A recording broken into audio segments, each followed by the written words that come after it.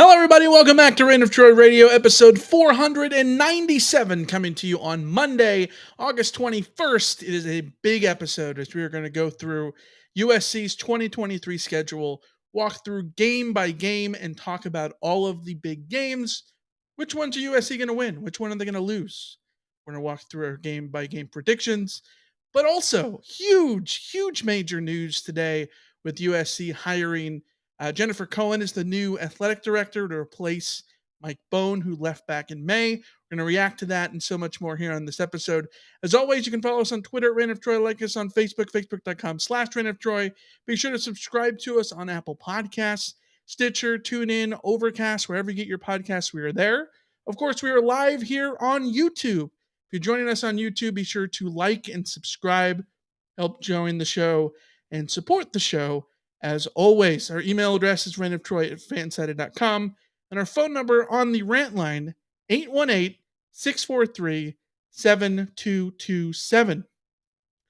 I'm your host, Mike Castillo, joined along with my co-host in the Rant of Troy studio in Los Angeles, Alicia Derritola. Hello, everybody. Hello! We are back for a ginormous episode, I think. Huge. We could have done a whole episode just on the hiring of Jen Cohen. And it happened to coincide with one of our biggest episodes of the year, the game by game predictions. So yes, there's a lot to get through. Yeah, I'm going through our rundown right now, and we literally have 11 pages of notes in our rundown. Yeah. 11 pages. And I don't even think it's as thorough as it could have been. Mm-hmm. So a bunch of stuff to go through. We're going to walk through every game, talk about all USC's opponents, of course. We can't wait for that. But a lot of stuff happening on the podcast because, Alicia, it is game week. It's finally game week. A bunch of people in the chat, a bunch of people excited for game week. Artist formerly known as Jabroni Jabber Brody says it's officially a game week. Woo! Kenny says game week. People are pumped up. Darlene says game week, beat the Spartans. A lot of stuff going on. If you're following us on YouTube, be sure to get involved in the chat. This is your show. Take the thing over. As of course, former USC play-by-play guy, Lisa Hacksaw Hamilton would say. Alicia, a lot of stuff on the podcast coming, including on Wednesday. There's our first preview episode, game preview episode. We're going to look forward to week 0, I guess. USC and San Jose State locking horns on Saturday evening at the Coliseum. Thursday nights will be another Rod After Dark. We had our first members only Rod After Dark episode this past week. That was so freaking fun. It was awesome. Absolutely awesome. Just hanging out, chilling. Yeah. Answering questions, playing games, getting general vibes from people. It's just awesome. Yeah, we had callers. We played GeoGuessr. It was like we were streamers, but we were it's like being Twitch streamers. Maybe lame streamers compared to like the big Twitch streamers. But yeah, it was a fun little hangout. We're doing those every Thursday for our members. Come talk USC football. Come just talk about whatever. We're hanging out Thursday nights, 9 p.m. For our YouTube members. You can become a member. For $4.99 a month, you get bonus content, including bonus episodes here on YouTube. And we're thinking of doing post-game call-in shows, too. Wait for the specifics on that, but that's the plan at some point this season. So we're super excited about that as well. And, of course, the first CarCast of the season will come on Saturday night following USC and San Jose State. But Friday is the first Rotbot meetup in a long time. We're keeping it low key. We're going back to basics, baby. We're going to Shakey's Pizza in Valley Village on Laurel Canyon. We'll be there at 6 p.m. We're just gonna hang out, have a slice and a pint. Yeah, come hang out with us. We're gonna be there. Friends of ours are gonna be there. Friends and listeners. We're just looking to have a good time. Every time we've done a meetup with the Rotbots, it's always been a really great time. It's kind of like the Rod After Dark. It's just vibing. It's just enjoying being around other USC fans talking about USC and how excited we all are for the season. Yeah, absolutely. So, all right, let's get into it. Let's get into the news. There's a lot of stuff to get to. So let's take a quick break and get into the news, shall we?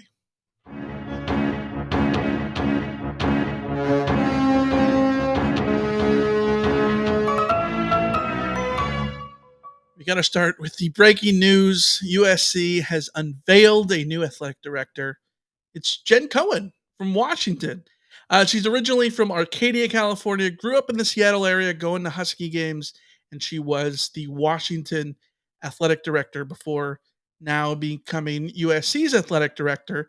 First day of school, perfect time to sort of unveil a new athletic director, and SC does it sort of right on schedule. Cohen got her bachelor's at San Diego State. She's an Aztec, master's from Pacific Lutheran, and she's the first female athletic director at USC. Lots of experience. She's been at Washington as the AD for the last 7 years. She's worked in UW athletics since 1998 and is a member of the College Football Playoff Committee. Yeah, and she's very well respected. I think first and foremost, given the way that Mike Bone left the program, it's noteworthy to mention that she has not had any major scandals. She seems to be very well respected from media, It seems from good. fellow athletic directors, from student athletes, from coaches who have worked for her. I'm going to talk a little bit more about what Chris Peterson has said about her, which I think is just glowing endorsement from Chris Peterson, who is another really respected stand-up guy in the sport. So that's very, very encouraging. I do not think USC is in danger of having the kinds of scandals that they have had in the athletic department with hiring someone like Jen Cohen. Not to say that things couldn't happen because it's still USC, but like Yeah. in terms of hedging your bets against that, it feels pretty good with Jennifer Cohen. In terms of what she's achieved, she negotiated a 10-year, $119 million deal with Adidas for Washington. Before she became the AD, her origin is very much in fundraising, which should also be a very positive sign for USC because the job of the AD, when it comes down to it, don't screw up your hires and just fundraise, fundraise, fundraise. Yeah. So definitely has the fundraising down. She oversaw Washington's major gifts program directly before she was elevated to AD. She raised $50 million for improvements for Husky Stadium. And then also as athletic director, got Washington into the Big Ten, which, I think is probably a better than not doing that. I'm going to give her some credit for that, I guess. Can we talk about the big swinging dick move here from SC to go out, get the AD from Washington, not only a conference rival, but right after Washington just agreed to get a payout from the Big Ten that is half as big as SC's. Yeah. Like, Yeah. that is. I saw like Oregon State fans very upset that this is another sign of collusion and all those things. And I think that would be more the case if this was a university president. Yeah. Less so with an AD who doesn't have the power to change conferences, per se. But it's still a huge. It is a huge thing for optics that I think realistically works in SC's favor, even if it makes SC absolutely look like the big evil genius here. Yeah, well, I mean, Washington fans are not happy right now.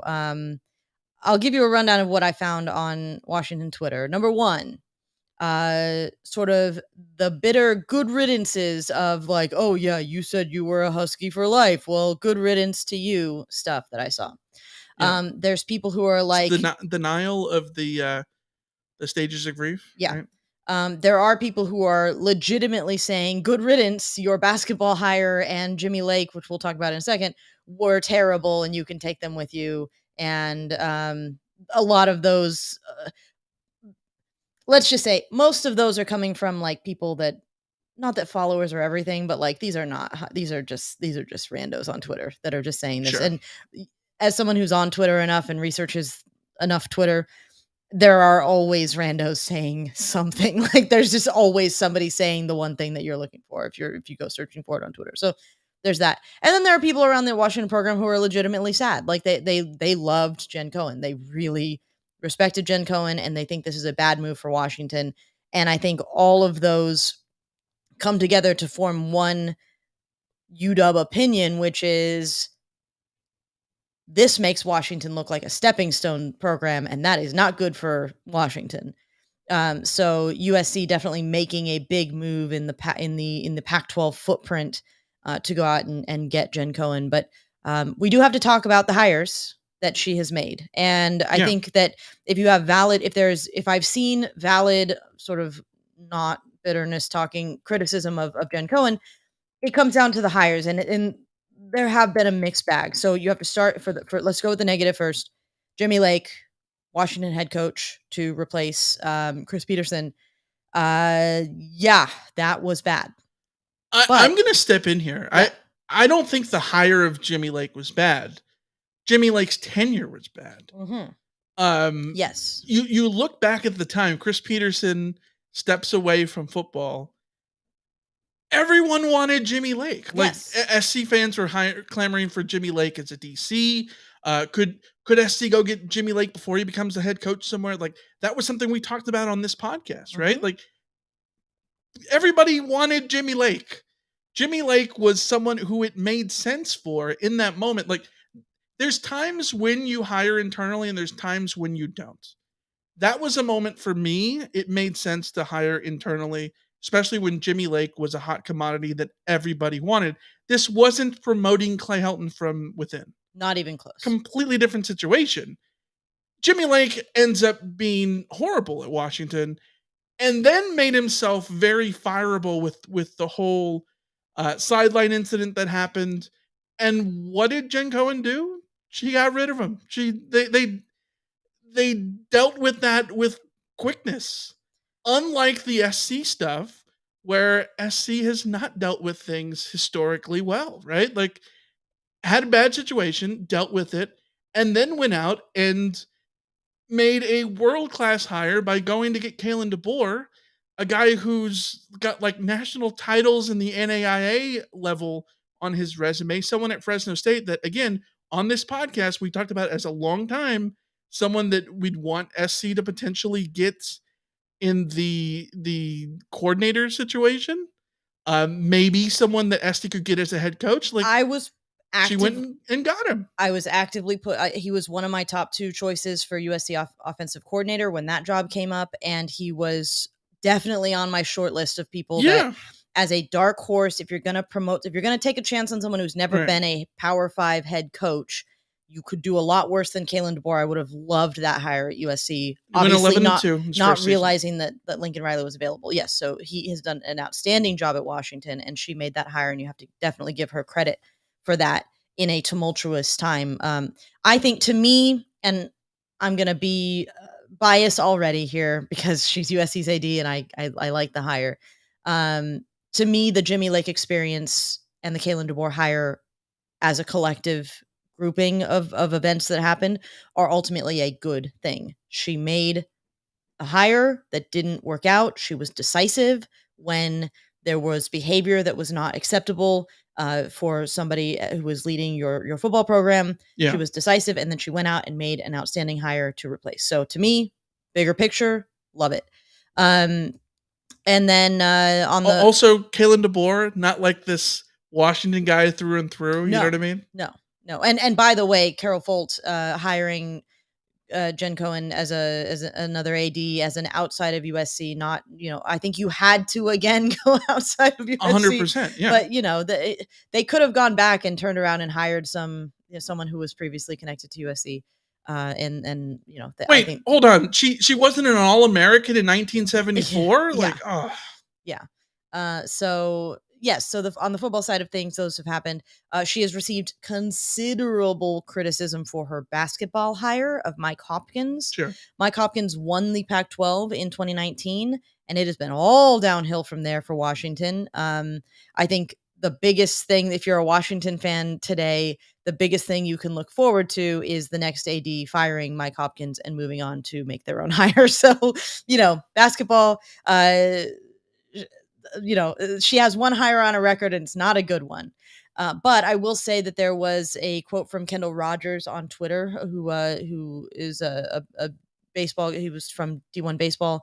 He said, "This is a really good hire for USC athletics. Jen Cohen really cares about college baseball, and she is an absolute rock star." So, from the baseball perspective, she has people seem to appreciate her. From the football perspective, she seems to very much care about football and care about athletics. I think one thing I want to highlight here is Ryan Young posted a video on Twitter from Rivals where she was talking about her nickname at UW was Sideline Jen. Mhm. And her explanation for that is she said, because I'm fiery, our players love that. I have their back. I've never gotten a penalty and I've never been tape recorded inappropriately. So please stay away from me on the sidelines, which I thought was, I don't know that I can express to you sort of her delivery on that, but it was very much like, I've never gotten into trouble for something I've said on the sidelines, but that's because I don't want people being near me because I'm saying stuff on the sideline that's just a little bit Right. intense, which personally I love. But is she gonna talk to the refs a la Pat Hayden? I mean, yes, I immediately went to Pat Hayden, but I love this quote from her. I love our student athletes. I love competition. I love to win. First game at the Coliseum and all the other sporting events coming. I'll definitely try to represent the school in an appropriate way, but you will see my passion. And that is one thing that people have very much given her credit for. She cares about winning. She cares about football. She cares about the student athletes. And to highlight that, Kim Grenolds of 24/7 Sports of their Washington site tweeted, "Huge loss for UW with Jen Cohen leaving for USC. Ask any athlete at UW; she is beloved by all of them."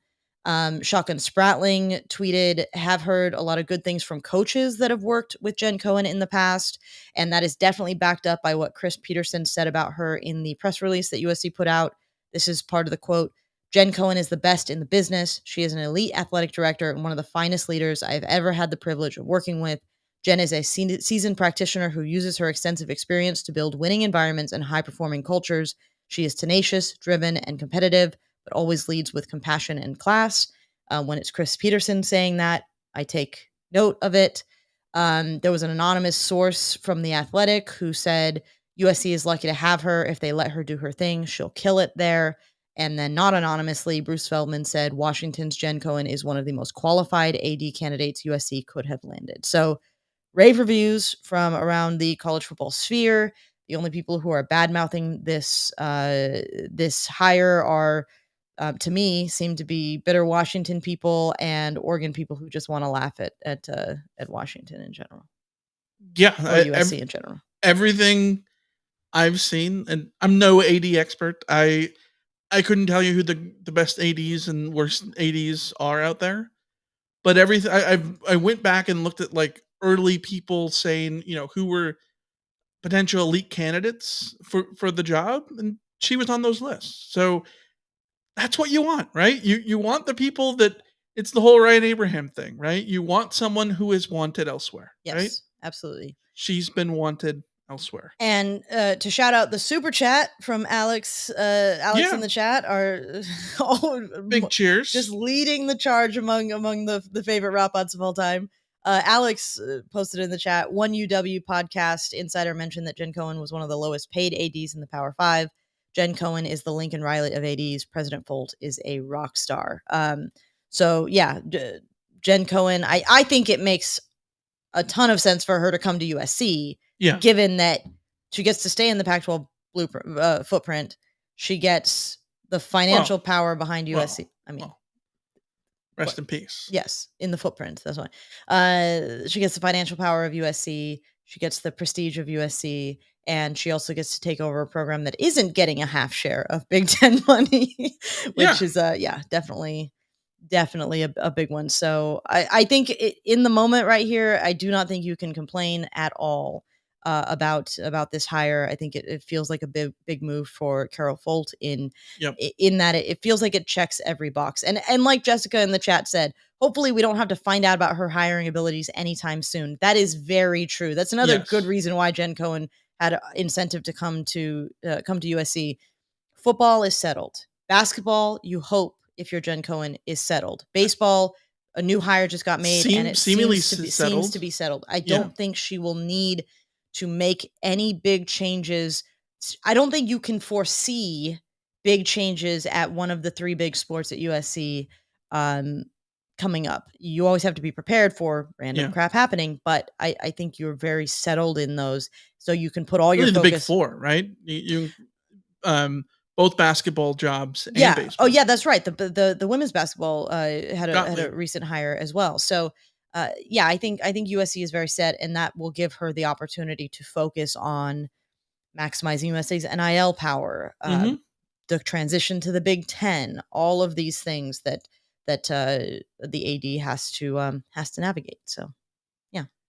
Yeah, it is a big day for USC indeed. Um, Yeah, we're knocking on all the wood, Kenny. Kenny in the chat Yes. says, "Start knocking on all the wood on all of this." Yeah, ADs have always said you need a bus, just in case a bus takes away your coach. In Improbably, you need to have names ready. So Yeah. we'll see what the Rolodex looks like when that time Hey, comes, and even if it's Jen Cohen's Rolodex now includes Kalen DeBoer, which also gives me a like. I'm chill with that. hello, I'm chill. hello, yeah. There you go. So, yeah, let us know what you guys think. I think the consensus is pretty positive among USC fans on this, which is a good thing to see, given that SC for so long has made the hires that are head scratchy, and this is not a head scratchy one. Yeah. So, good on the Trojans for doing that. But Alicia, this is the season predictions episode. I was hesitant when putting together the sort of the YouTube stream. I'm like, are we still naming this the season predictions episode? Like we've had this literally planned for months. I think it's got to be. Even Mhm. with the new AD news, this is the season predictions episode. This is the one where we go through and talk about what our predictions are going to be. When people are asking all year long, what are our predictions going to be? This is the episode we point to. So let's just start to get into it. The Trojans this year have a 12-game schedule, of course, that starts in week 0 at home against San Jose State. Let's talk about the schedule starting in week 0. The Trojans play San Jose State. Well, if you're watching us on YouTube, be sure to pipe in your predictions game by game here as we go through the list. Week 0, USC and San Jose State. The Trojans haven't played the Spartans since way back in the Clay Helton era, 2021. Clay Helton's final win was over the Spartans, 30-7 back in 2021. I don't know what to think of San Jose State. They were 7-5 last year. It's Brett Brennan's 7th year. They were really good a couple years ago, but Elijah Cooks is gone. Their leading receiver. Fehoko, the defensive end, the guy that we talked about extensively 2 years ago, going into that Week 1 game. He was an NFL draft pick. It's a team that returns 12 starters, only 5 on offense. Chevin Cordero is a Hawaiian transfer from Hawaii at quarterback, veteran guy. But I'm not sure that this is a San Jose State team that sort of worries you when you look at the opponents that SC has played in week 1 that have been you can point to them being super well coached. I think Brett Brennan is a good coach. Not take anything away from him, but like compared to Western Michigan in 2017, I would take Western Michigan. San Jose State 90th in SP Plus last year, 94th in preseason SP Plus. Alicia, what do you got? It's a win for USC. It's a sizable win. Even if the defense is no better than it was last year. In fact, even if the defense is worse than it was last year, USC still runs away with this. I'm sorry, San Jose State. You certainly don't have the firepower to contend with a Caleb Williams led USC. This is a blowout. Yeah, I think so too. I think it's going to be interesting to see Chase Williams, the USC transfers, playing at strong safety for the Spartans. 40 tackles, 2 picks a year ago. Be interesting to see what he can Eh, do over on defense. I mean, the storybook would have him, get an interception against USC. Yeah. It's still going to be a 30-point win. I'm sorry. Yeah. Jessica says W. Calix Rose said, "Get Bear out by the third quarter." Yeah, Get Caleb out by Miller Moss time. I'd like to see a lot of Miller Moss. Maybe maybe get a glimpse of Malachi Nelson in this game. That would be fun. yeah, I'm going to say a win as well. So we agree. USC goes 1-0 to start the season. Let's get to week 2. The Trojans play Stanford, the final scheduled game That against Stanford. Are you just skipping week 1? No, week 1 against Nevada. Sorry. You know what it is? It's the number. It's the week 0. Technically, week 2 is Stanford. Sorry. Yes. Sorry. Week 1 against Nevada, which is game 2. This whole the weeks. It's a mess. Yeah, It's it's crazy. Here we go. Week 1, game 2 against Nevada. Wolfpack were an I mean, we could absolute just mess. skip Nevada, to be honest. 2-10 a year ago. They have not played SC since 1929, a game in which the Trojans won 66-0. They were 125th in SP Plus a year ago. Uh, I, I, they're bad. They're not good, and it's sad because Nevada's been a good Mountain West team for a long time. And like Alt was always great, the pioneer of the pistol offense. They had great years with what Colin Kaepernick was awesome there. Like this is not a good team. But they have a bunch of incoming transfers that are interesting. Brendan Lewis is their quarterback, the Colorado transfer.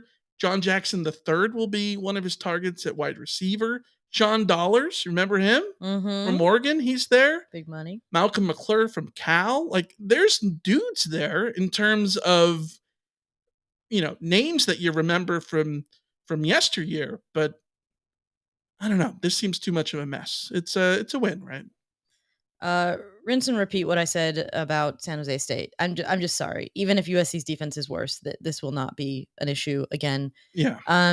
It will be fun to see guys like Sean Dollars and John Jackson III for sure. I will be rooting for John Jackson III to have a big game because I just think always loved him. Be a great story. It would be fun. But it's still a win for USC. The bigger question is how close to that 66-0 scoreline can USC get? It might be close. It might be close to that 66-0 scoreline. I saw a ranking of Nevada's most difficult opponents this year. It said SC was number 1 on, or number 12, I guess, is the in terms of ease. Yeah. And it said that this one would most likely be the most lopsided spread in Nevada football history. So, I believe that. there you go. Yeah, we both say win. So WW there. Both of us have the Trojans going 2-0 into week 2, episode 3, against Stanford, and the chat agrees. Let's go to the third game of the season against Stanford, the Stanford Cardinal, the final installment of a great rivalry. It is sad to me. It breaks my heart that Stanford is no longer going to be an opponent for the Trojans. Hopefully that changes in some way. But this isn't your brother's Cardinal. This isn't your mom's Cardinal, your aunt's I don't know what Cardinal this is. It is Troy Taylor's Cardinal. He's the first year head coach, comes over from Sac State. Trojans won a year ago, 41-28 up on the farm. And this is a team that lost so many dudes. So many people left. David Bailey actually stayed. Ben Urosek stayed, the tight end.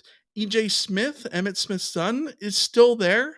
He had 206 yards in the first 2 games last year before a season-ending injury, but who knows what's going to happen at quarterback. Ari Patu is there. He could be the starter. They got a Syracuse transfer, Justin Lamson, a guy who has not played a single down at Syracuse, is also competing for the job. And how about this note? Several players transferred out of the departure after the departure of David Shaw, but Stanford only pulled in. These are their only incoming transfers. Alec Bank of Harvard, Gathan Bernadelle of FIU, Trevor Mayberry from Penn, and Justin Lamson, the guy who hasn't played a down for Syracuse, from Syracuse. Yeah, Stanford's down bad. Troy Taylor inherits a bit of a mess. It's the only X factor. The only X factor here is Troy Taylor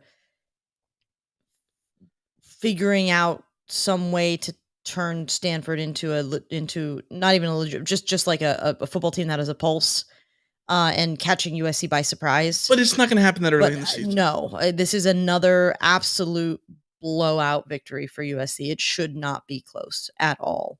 Um, what's wild is how many draft picks and guys that went to the NFL they had for last year on a Yeah. 3-9 team.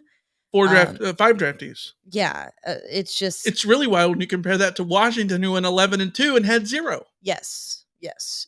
So I don't see how USC loses this game. It's a win. It's a sizable win, and Yeah. as we're gonna keep saying for a few more weeks here, um, anything but a sizable win should have alarm bells going off. I think so too. Especially when these are 3 games in a row where SC is facing someone who, is preseason 92nd or better. Like, Yeah, Stanford is the best team that SC faces in those 3 home games to start the season. They are preseason SP plus 92nd. yeah, Like, and that's where they're ranked. it's not like they had like last year they put up 28 points on USC's defense. They had Tanner McKee. Yeah. They had some decent receivers. On defense, they had, Kai Blue Kelly was one of the best corners going in the Pac-12 going into the season. Like they Mhm. had some dudes last year and they were able to put up 28 points, and that was not good for USC's defense. But they don't they don't have a Yeah. quarterback that's even close to Tanner McKee. They Yeah. don't have I don't yeah. Yeah, SC big in the final installment of this rivalry. Both of us go 3-0 at that point for SC. We say, which leads into true game 4 and week 4. Hey, look at that! Finally, a bye week in week 3. Going into the final trip to Tempe, USC at Arizona State.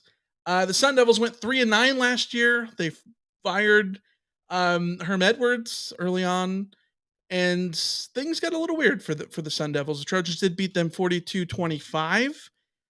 Kenny Dillingham is the new head coach. He's previously the Oregon offensive coordinator. They're 69th in the preseason SP Plus ranking, but they were 83rd last year at the end of it. I don't know what to make of this team per se. There's still a quarterback battle. They got Drew Pine from Notre Dame, but he has a hamstring injury. He's not expected to start the season opener for them. There's Trenton Bourget. There's Jaden Rashada. Like, I don't know what they're going to do at quarterback. They do have some interesting pieces around them. Jordan Tyson, the Colorado transfer. Aaron Frost, the Nevada transfer on the offensive line. I don't know. This ASU team seems like a mixed bag. They might be interesting as the season goes on. In the end of September, I don't necessarily think so.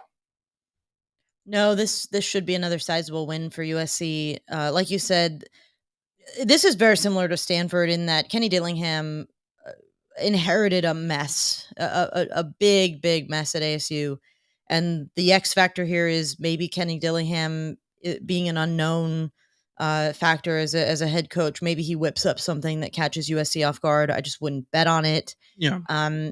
The only other hope that Arizona State might have is Jaden Rashada like pulling a I'm forgetting his name. Who was the quarterback at Arizona?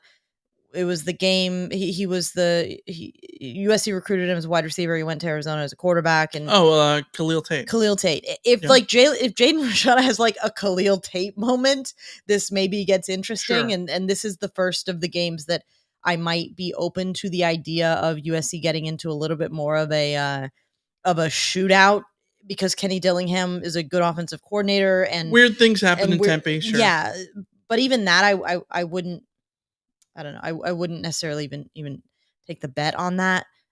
USC should win this heavily again. It should again. I'm going to repeat: if these games are close, if this game is close, Yeah. alarm bells going off. Yeah, I see this, as like a 50-20 type game. Yeah, which on the road I think still would be a very good Yeah. effort for SC. But this is one Might of be those close early. Who knows? this is one of those games where, like, if the defense gives up 25 points, I don't think that should elicit alarm bells necessarily.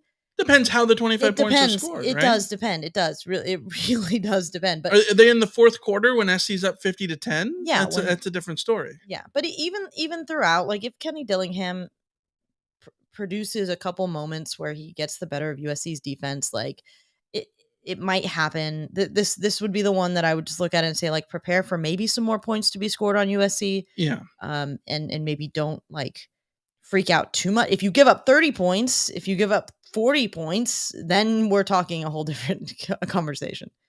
Yeah, 100%. Let's get to talking about Colorado in week 5. I, I, there might not be a team that that I understand less than Colorado, and this includes like the non-con teams like San Jose State and Nevada. 111 a year ago, Deion Sanders, of course, the new head coach, previously at Jackson State. The Buffs were 124th last year in SP Plus, but I think we can throw that out. On our rundown, we have like key losses and key players. Key losses, I literally wrote everybody in here. 3 returning starters. 3 of the 22 returning starters. Just about everybody is gone. Literally, just about everybody on this roster is gone. They have so many starters, or they're going to have to be starters. So many guys coming in the transfer portal. Of course, the big names are Travis Hunter and Shedeur Sanders at corner and quarterback. Other big names, Traore is a tight end from NC State that's in here. 10 different transfers from Jackson State that have come on with Deion Sanders from Jackson State. I don't know what to make of this team. We've talked about them before. I think personally, they have a super tall road. They might be interesting because the coaching staff beyond Dion is interesting, like Tim Brewster and guys who have some experience in college football. But I don't know. In September of year 1, after a colossal rebuild like this, I don't think that even having 5-star talent like Travis Hunter is going to really do much. SC has never lost to Colorado in the history of the sport. This is the last opportunity for the Buffs to get their first ever win against the Trojans. I don't see in the slightest how this happens, even though this is in Boulder. There is a quite strong chance that Colorado is 0-4 coming into this game. Yeah. They Yeah. play at TCU versus Nebraska versus Colorado State and at Oregon. I think going in at best, they're 2-2, but that 2-2 could be a very encouraging 2-2 that changes the way that we look at this matchup. But like you said, I don't know. Literally, no one can predict what Colorado will do this year. They could be Well, I know. horrifically No, I bad. think we can all predict they're going to be bad and horribly bad. Okay, so But I'm saying like no one can actually like you couldn't take a guess of like what their statistics are going to look No. like, what their too deep is going to look like, any of those things. They could be horrifically bad, or they could be this year's like Herm Edwards ASU first year where it's like, oh, are they kind of okay? Big difference though. I mean, Herm Edwards was boring. He was very boring. They were going to play an NFL style of game and win or lose every game 20-17 and just be very reserved. yeah. Deion is the complete opposite of that. Yeah. So Shedeur Sanders was great at Jackson State and could be a really interesting player to see at quarterback. Sure. The transfers that they have brought in have come from across the country. Mm-hmm. Decent looking players, a lot of Power 5 players, a lot of guys with talent. Yeah. So to me, it's all about whether or not they pull it all together. The most encouraging thing to say about Colorado is that a year ago, Lincoln Riley had 1 million transfers from all over the country and made it work. Yeah. It feels. But I trust Lincoln Riley way more than I trust That's the Deion thing is, Sanders. like, Lincoln Riley was a top 5 coach in college football when he arrived at USC, Right. and Deion Sanders is still extremely He's a unknown. figurehead who wants to sign autographs where his coaching staff coaches. Yes, Yeah. and we don't know what that looks like for Colorado. So, Right. I am open to the possibility of this game getting weird. The back-to-back road game, it's the first. You're not gonna do something crazy here, right? Absolutely not. Yeah. USC's winning this game, but I'm Okay. open to the possibility of this game getting weird. It's the second leg of a back-to-back road trip. Um, it's the first ranked home game of the Deion Sanders era. Um, I think Colorado can lose to Oregon, but lose well enough for people to get excited. Like, people could get excited about the No, I way that they lose to Oregon potentially. Like, so weird stuff could happen. Boulder could be absolutely electric, and that could make things get weird. I think that Even so, that's the only factor that I think legitimately could be in their favor. even so, USC still should run away with this game. Like, should Yes. run away. It might get weird, but you still run away with it. That's the way I would see it. Yeah. All offseason, I said that Colorado's gonna be horrible this year, but I I'm think so too. predicting they beat Nebraska in week 2, because Nebraska is doing the same thing, a crazy overhaul, with Matt Rule. Except I trust Matt Rule But the to thing is, do that overhaul. But in Matt year Rule's one, overhauls are usually year one is a rough go of yeah, it. So usually year one is a rough go, and then they win 10 games in year 2. yeah, it's not year two yet. Yeah, So yeah. so Colorado could beat Nebraska in a game that means literally nothing, Mhm. and then I fully expect, people who have check marks on X to rank Colorado in the AP poll or something. So I don't know, but they're Yeah. going to be bad. Let's go to week 6. Um, all right, here we go. Week 6. USC and Arizona. Trojans hosting the Arizona Wildcats. I want to offer a little correction. I talked about Arizona earlier on this month, about how I don't trust Arizona. And of the first 6 games that USC plays, I think we agree. First 6 games are horrible. Of USC's first 6 opponents, Arizona is the best one, both in terms of last year's SP Plus, 80th. They were 80th last year, and that's the best of USC's first 6 opponents. But also in the preseason SP Plus, 67th. Again, the best team, and they were ranked 67th in the preseason SP Plus of those first 6 opponents. But I've talked about they've lost too much talent because SC went in there and took Dorian Singer, Christian Roland Wallace, and Keon Bars. That they lost too much talent. I want to issue a correction because they do return 8 guys on offense, including Jaden Delora, who is the gunslingingest gunslinger who ever gunslingered at quarterback. Jacob Cowing, preseason All Pac-12 second teamer at wide receiver. Tedoria McMillan at wide receiver as well. This is probably still the third best receiving core in the league. Maybe you put Oregon in there too. Probably like in the running for third best. Even without Dorian Singer, yes. Yeah, Justin Flo transfers in from Oregon. Like, I think they have interesting guys. I really like Jed Fish.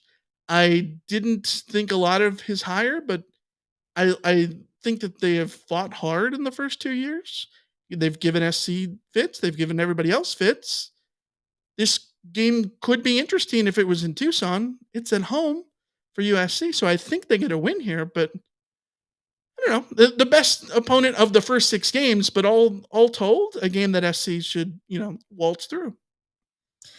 Yeah, I like what Jed Fish has built at Arizona. His recruiting has been very strong. That wide receiver core is legitimate.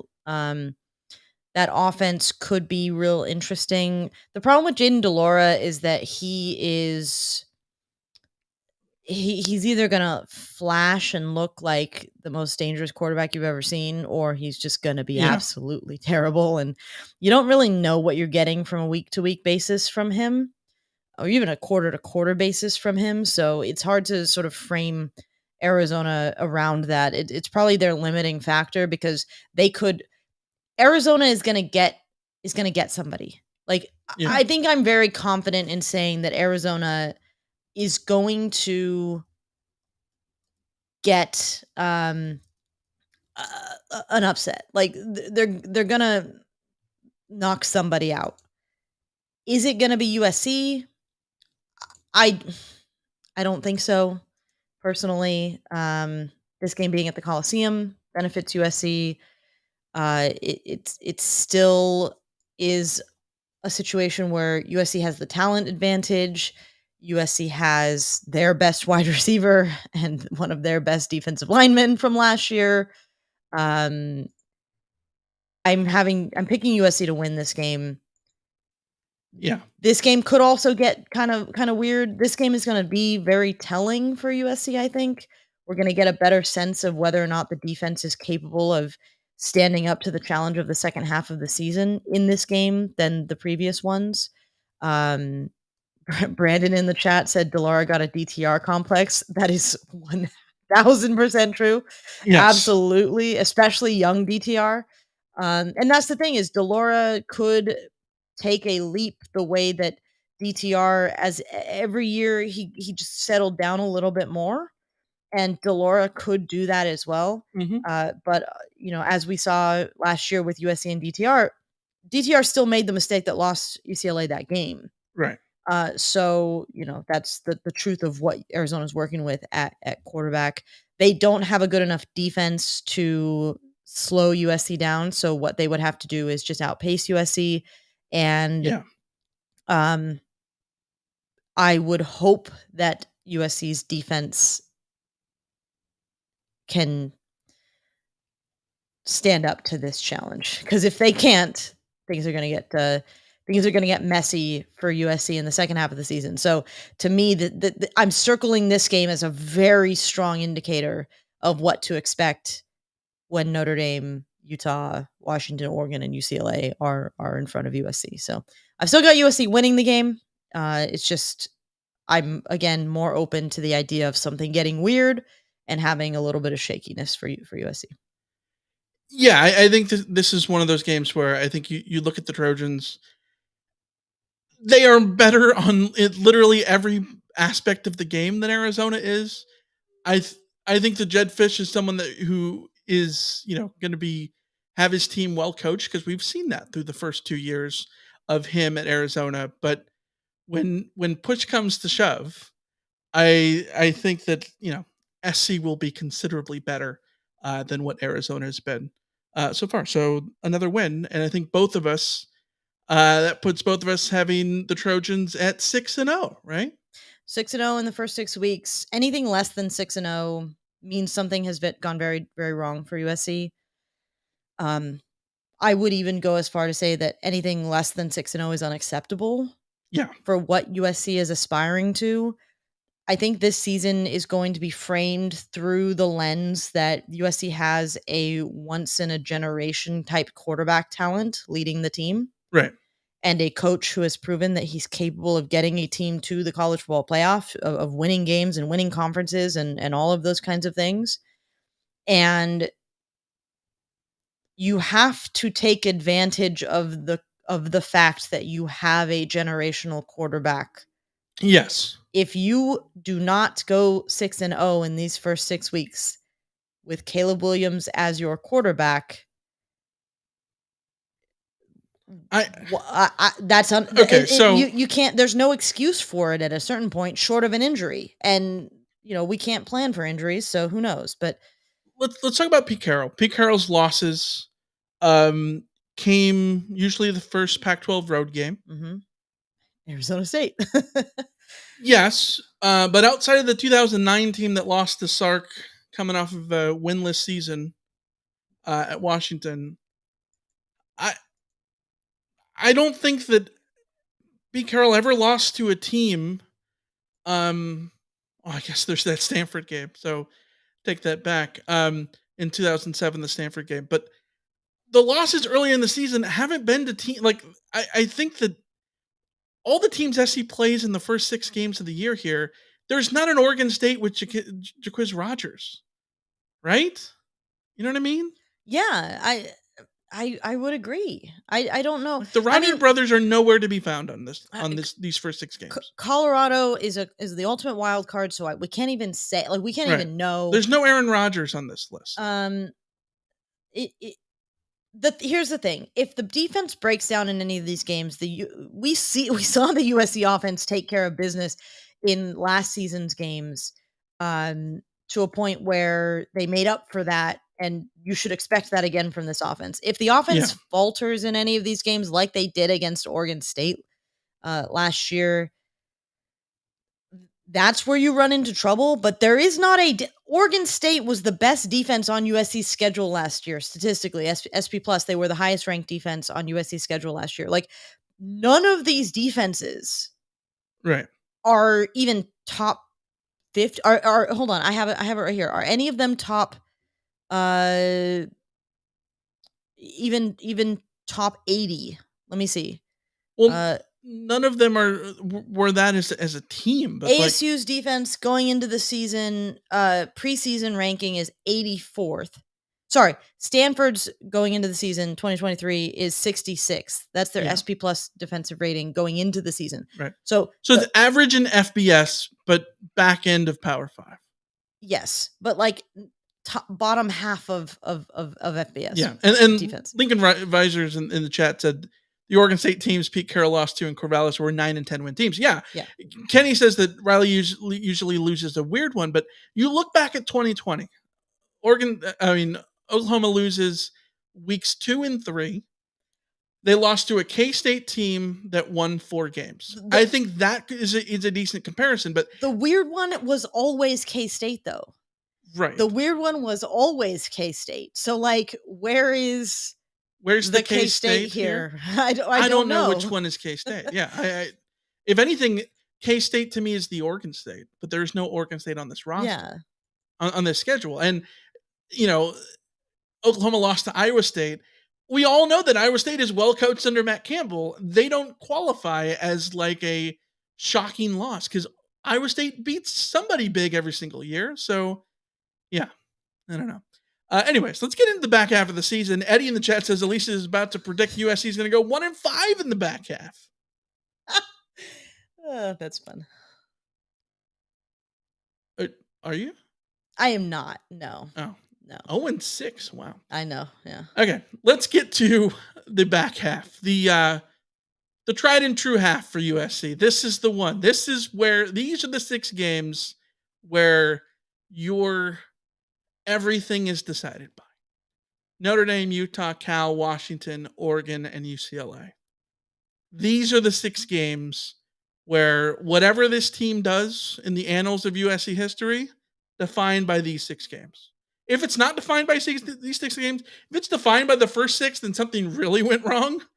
And then you throw everything away, but that's not going to happen. Let's talk about Notre Dame. SC goes into the Notre Dame game. The Irish 9-4 last year. It's year 2 for Marcus Freeman, 13th in the preseason AP poll, 11th in the preseason SP Plus poll. Yes, they lose Michael Mayer, the awesome tight end who wreaked havoc over SC last year, second round pick. Isaiah Foskey was a second round pick as well, but in comes a little old guy at quarterback named Sam Hartman from Wake Forest. Multi-year starter. 12,967 career passing yards. 110 career passing touchdowns.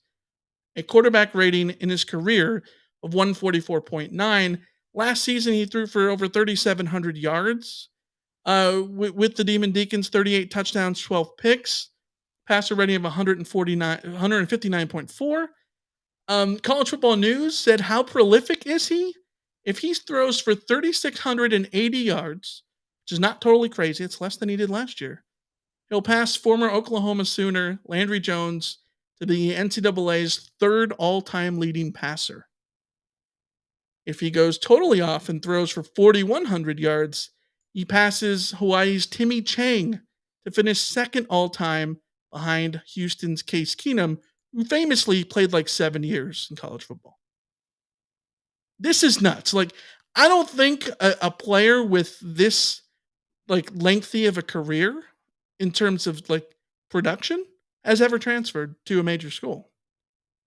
And Notre Dame gets Sam Hartman, a hell of a quarterback. They got an offensive line anchored by Joe Alt and Blake Fisher. On defense, Benjamin Morrison, JT Bertrand, Cam Hart are guys to watch out for. Alicia, these are your Notre Dame Fighting Irish on the road in South Bend. What do you say? Okay. SC hasn't won there since 2011. Okay. 12 years. What I say is this. I am still highly skeptical of Marcus Freeman as a head coach. Sure. And I think there is because you don't believe in him or because he's young? He's so young. He felt the hire felt like the Clay Helton of it all when USC did the Clay Helton of it all. In the sense that it was like more Jimmy Lake than Clay Helton. Okay, but it was an emotional hire. It was a sure. It was a the kids love it, kind of hire. Sure, yeah, the team loved wants Marcus Freeman kind of stuff. Right. I don't know that Marcus Freeman has yet to prove that he is cut out to be the head coach at Notre Dame. No, that's valid. Yeah. He was someone that looked like to be on track to be a head coach somewhere. I think he's a head coach sooner than expected, and a head coach at Notre Dame certainly sooner than expected. Yes, but so was Jimmy Lake, and so was right. But Jimmy Lake got the coaching job at the right time. The time that would have made normal sense. No, but the point, yeah, exactly. Yeah, it's sort of ahead of schedule. For Freeman, it's ahead of schedule. It was just ahead of schedule. It's all weird. I am very, very skeptical of Marcus Freeman as a head coach. So I don't like what I'm about to do. But there's a reason behind what I am about to do.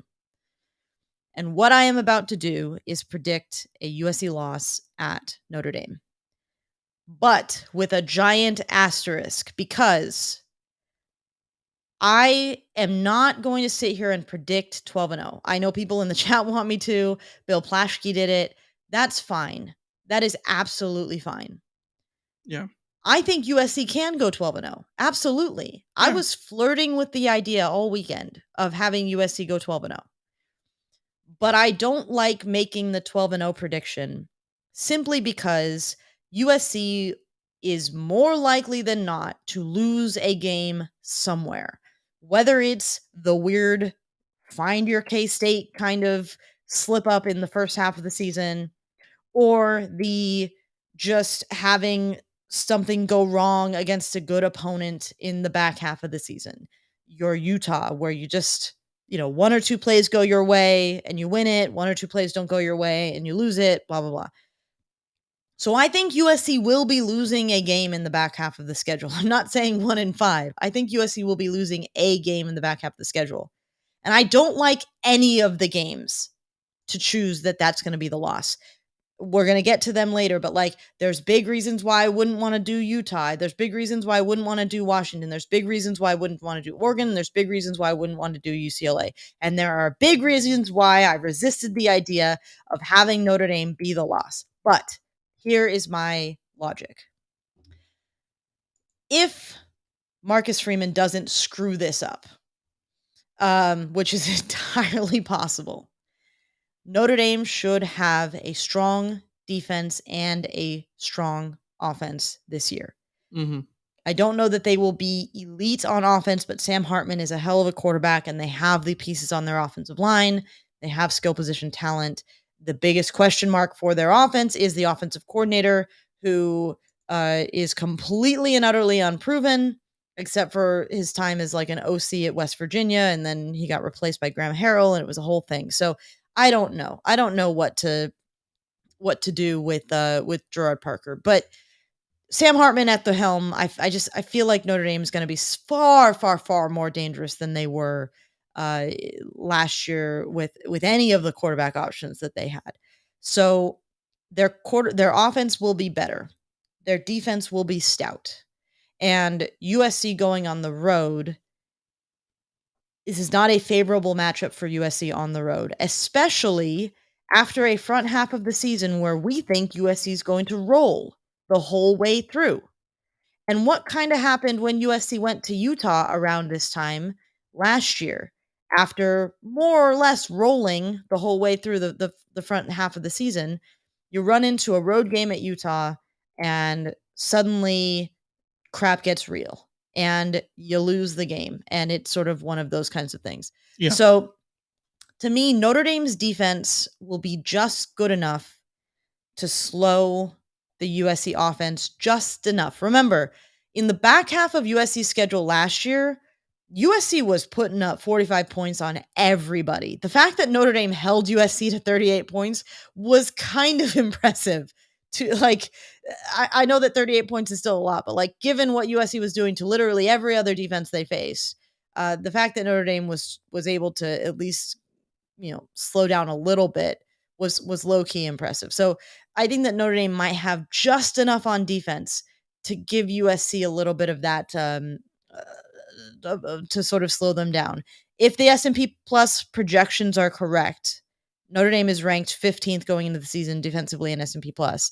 That's right around where Oregon State was last year, or Oregon State's 2022 SP Plus final ranking was number 16. So Yeah. like that's right around what Oregon State and Washington State, which were the two better defenses that USC faced along with Utah. So sort of right around there. So if Notre Dame's able to just have the home field advantage, where we have seen Caleb Williams on the road at Oregon State have a rough game. The difference here is that Oregon State didn't have the offensive firepower to take advantage of USC having that rough game on the road. Notre Dame will with Sam Hartman. So I'm giving USC the L just because I think Notre Dame, of all of the teams on USC's schedule, Notre Dame has the potential to be the most balanced in a way that Utah's probably the only one that I could say the same, but Utah's going to be at the Coliseum, and we're going to talk about that. Balance, you mean offense to defense? Offense to defense, where Sure. there's a nice bit of balance there, and I think that is the way that you ultimately get one over on USC. So that's sort of so long way of saying, like, I don't want to pick this. I might not, I probably won't stick to this when we get to that week and I'm having to Yeah. choose Mhm. the score prediction or whatever.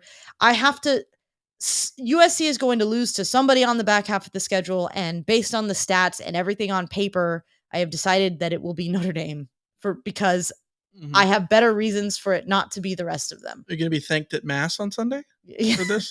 Yes. Yeah. Yeah. I agree, but I agree for different reasons. I too think SC falls at Notre Dame. My rationale is a little bit more simple.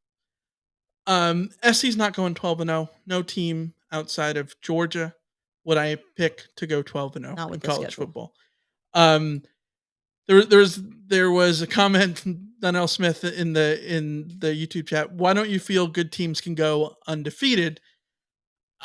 You know how hard it is to go undefeated. The only Lincoln Riley has never gone undefeated. Lincoln Riley has never gone undefeated, and the only teams going undefeated are the infallible national championship teams that just run through a schedule. I am not going to predict that SC is that team until we know, full stop, that the defense is a defense. Mm-hmm. We think the defense is going to be better. I genuinely think the defense is going to be better. I think SC as a team will be better this year than last year. I don't know that the record itself will necessarily indicate that over the 12 games, in part because it's a completely different schedule than last year. They're playing different opponents and all that stuff for the most part. And weird things happen at Notre Dame. Weird things happen at Notre Dame. I don't want to get like all like, oh, the echoes, oh, but oh, the echoes, oh, you know what I mean? Like, Yeah. SC hasn't won there in 12 years. And like all but like two of those games have been competitive. And SC still can't find a way to win there. They lost to Tommy Reese there. I mean, they lost to Tommy Reese at home in the rain, but that's a different story. You know what I mean? Like, like it's a difficult place. It's a road game. If you're going to lose to any team on this schedule, with the exception of the rivalry side of it, it's Notre Dame that you'd pick. Just because of they're a non-conference team. You still got the rest of your season in front of you. I don't want to do the Clay Helton thing, but like the Clay Helton thing, you know what I It's mean? the least consequential loss. If you're you could have a disaster scenario where you lose to Utah and that's your Sure. one loss, and then you don't go to the Right. conference title game. You lose to Notre Dame, and that if that's your only loss, you're 11-1. You're still in the Pac-12 championship Mhm. game. So yeah, I think we agree. I think for me, this comes down to Notre Dame was very much a quarterback away from competing with SC last year. Now they have a quarterback.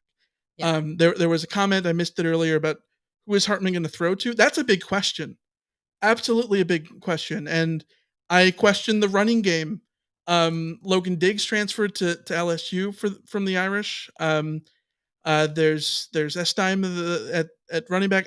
I think there's questions about Notre Dame on offense, but I feel better about them on offense when you look at the offensive line and Hartman combined. Mhm. So, all right, let's go to week 8. USC at home against the Utah Utes. The Utes win at the Coliseum in 2021. They're first since joining the Pac-12, but the Utes went 10-4 last year. They are back-to-back Pac-12 champs. 4 straight Pac-12 championship game berths. We're ignoring the COVID season because A, it didn't happen. B, you know. Last year, SC lost twice to them, 43-42 at Rice Eccles, 47-24 in the Pac-12 championship game. It's year 19 for Kyle Whittingham. The Utes are 14th in the AP preseason poll. Dalton Kincaid, gone to the NFL. Clark Phillips, their best player in defense, gone to the NFL. Braden Daniels, one of their offensive linemen, gone to the NFL. And let's talk about their quarterback situation. Alicia, they returned 13 starters, 6 on offense, including Brent Keithy, who we think is like their best skill position player, right? You Yeah. agree? Yeah. Brent Keithy, preseason All Pac-12 first teamer at tight end.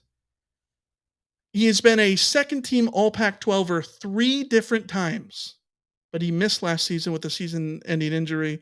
Only caught 17 passes early on. Dalton Kincaid took over for him and then ended up having an incredible season and should have won the Mackey Award. Then you look at Cam Rising. I wrote in our notes, professional USC tormentor, Cam Rising. 3-0 all time against the Trojans. But who knows what his status will be in week 8. He tore his ACL against Penn State in the Rose Bowl. This is genuinely one of the biggest question marks, I think, in like college football easily. It's not getting talked about enough, by the way. No, I don't know what their situation is. According to Josh Newman of KSL, he put on Twitter, Utah OC Andy Ludwig says Cam Rising remains a limited participant in practice as today begins. This was last week. That indicates Rising was not available for the scrimmage yesterday. Again, this is from last week. Um, so, okay, people thought it would be Brandon Rose who would be their starter early on in week 1. Brandon Rose is hurt. So now all indications are that if Utah was this is the from the Salt Lake Tribune posted on August 15th. If Utah was playing today, Bryson Barnes would be the starting quarterback. The third string guy. I I don't know what to make of the Utah team. But like I've said countless times again, I'm not in the position of doubting Kyle Whittingham or the Utah Utes in any game ever. Having said that, the games at the Coliseum, SC legitimately seeing red here after last year's games. I'm gonna regret this maybe. SC wins. That's a win. I'm going win. I don't bet against Utah in Rice Eccles. I am very comfortable with USC winning this game. Bit of a revenge game. Yeah. I think that Cam Rising is the difference maker. Now I know this game is He's the difference maker, but even with Cam Rising on the road, the Utes are 7-7 away from Rice Eccles. Yes. And it does include 2 Rose Bowls in which he left with injury, but yes, but still. this game will be into the it'll be what 9 months and 20 some odd days since his ACL injury. Yeah. That is still very early in the recovery Yes. to full powers after an ACL. I know that guys can play, Kyle Schwarber famously 6 months. Between 6 to 9 months. But we continually see guys who are back to playing after 9 months who are not themselves. Right. So I think it's still early enough in the season that I don't know that you can bet that Cam Rising will be full powers Cam Rising. Yeah. I just also think that USC at the Coliseum has that advantage, and this will be a dogfight. This will be another one of those ones where if this could be my loss. I could swap this with the Notre Dame loss. Right. It will be a tight battle that USC needs to prove that they can win. They need to find a way to slow down Brent Keithy. They need to contend with what Utah is going to throw at them. But at the same time, we saw that USC could put points up on a good Utah defense. Mm-hmm. So they're going to be better on defense this year. Junior Tafuna, Van Fillinger on the defensive line. Mm-hmm. Both of those guys are back in that all-conference first teamers preseason. Yeah. No, they're going have some to have worrying good pieces on defense. Yes, they're going to have a good defense. This might be the best defense that USC plays this year. Yeah, them and Notre Dame, I would say. Yes, absolutely. But like I was saying with Notre Dame, you need the offense to outpace USC's offense at a certain point. And I am a huge believer in Cam Rising. I think absolutely Cam Rising gets slept on as one of the best quarterbacks in college football. Especially like in the Pac-12, a lot of people would rank him like 4th behind Caleb Williams, Michael Penix, and Bo Nix. And I think that from a gamer standpoint, you put Cam Rising up there in the top 2. Mm-hmm. But he's not even like you said, he's not even participating in their scrimmages yet, and it's the middle of August. Yeah, and you're telling me that he's going to be at full strength by the time that game comes. I mean, it does bode well for the Utes that this game is in October. Yes, it's not now. It would bode better for them if it was later in November. Yes, absolutely. Yeah, you mentioned that people would rank him 4th among the quarterbacks. The crazy thing, I think Utah is like a consensus number 4 team in the conference going into this season because there's so much hype around SC, Washington, and Oregon. And I like all those teams. But like, you're crazy if you don't think Utah could go back to the Pac-12 championship game. Absolutely. This is literally what they do. Yes. Like, this is what they do. Yes. 100%. Like, don't doubt them. Didn't we learn this a decade ago with Stanford? Yeah. Don't doubt Kyle Whittingham. Oh, this is the year that Stanford actually sucks. No, don't do that. Even like this Cam Rising thing is all in disguise. They are still going to be in the Pac-12 championship game somehow, probably. Like, even if you don't think it, they will find a way to be there, just like they were last year. Yeah. They lose in Eugene at Autzen. They're dead to rights. They still get there. Yeah.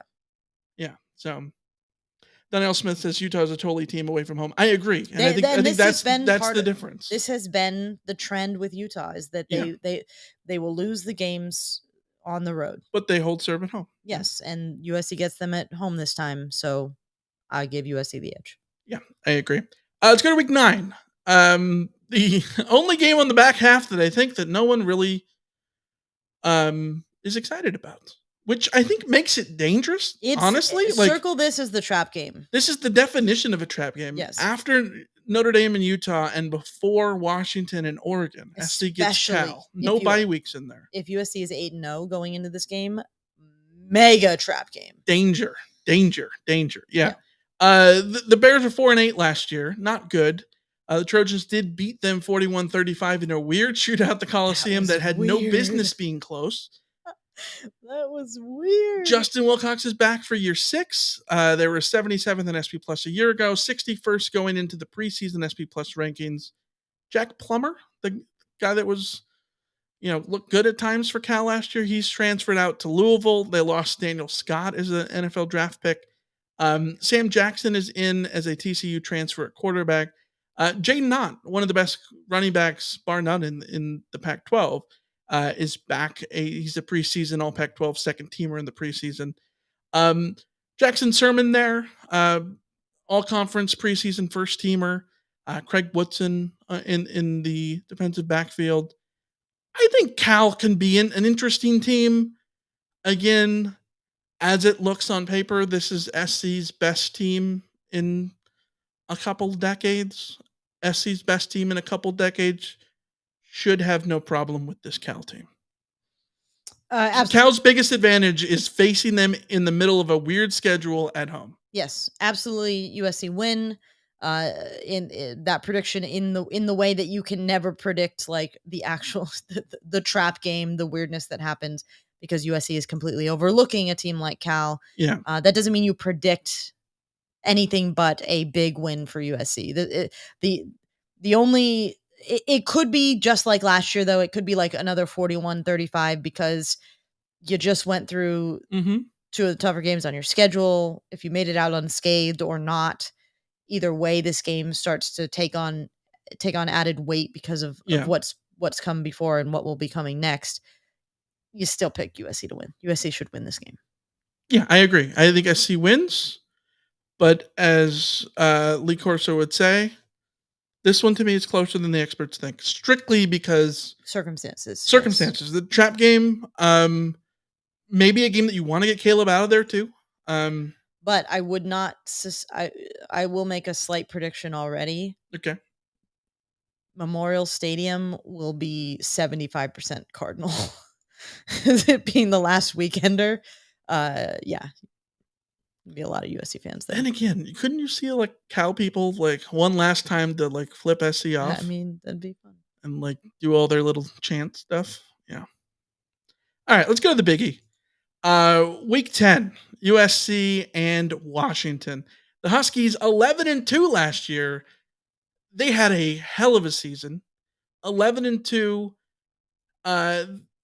They did not get Utah. They did not get SC, and they made the most of it. Should have won the conference if it wasn't for them falling apart at ASU randomly on a Tempe afternoon. That random ASU game. Yes. Kalen DeBoer's first year there was magnificent. And I'm putting together their losses.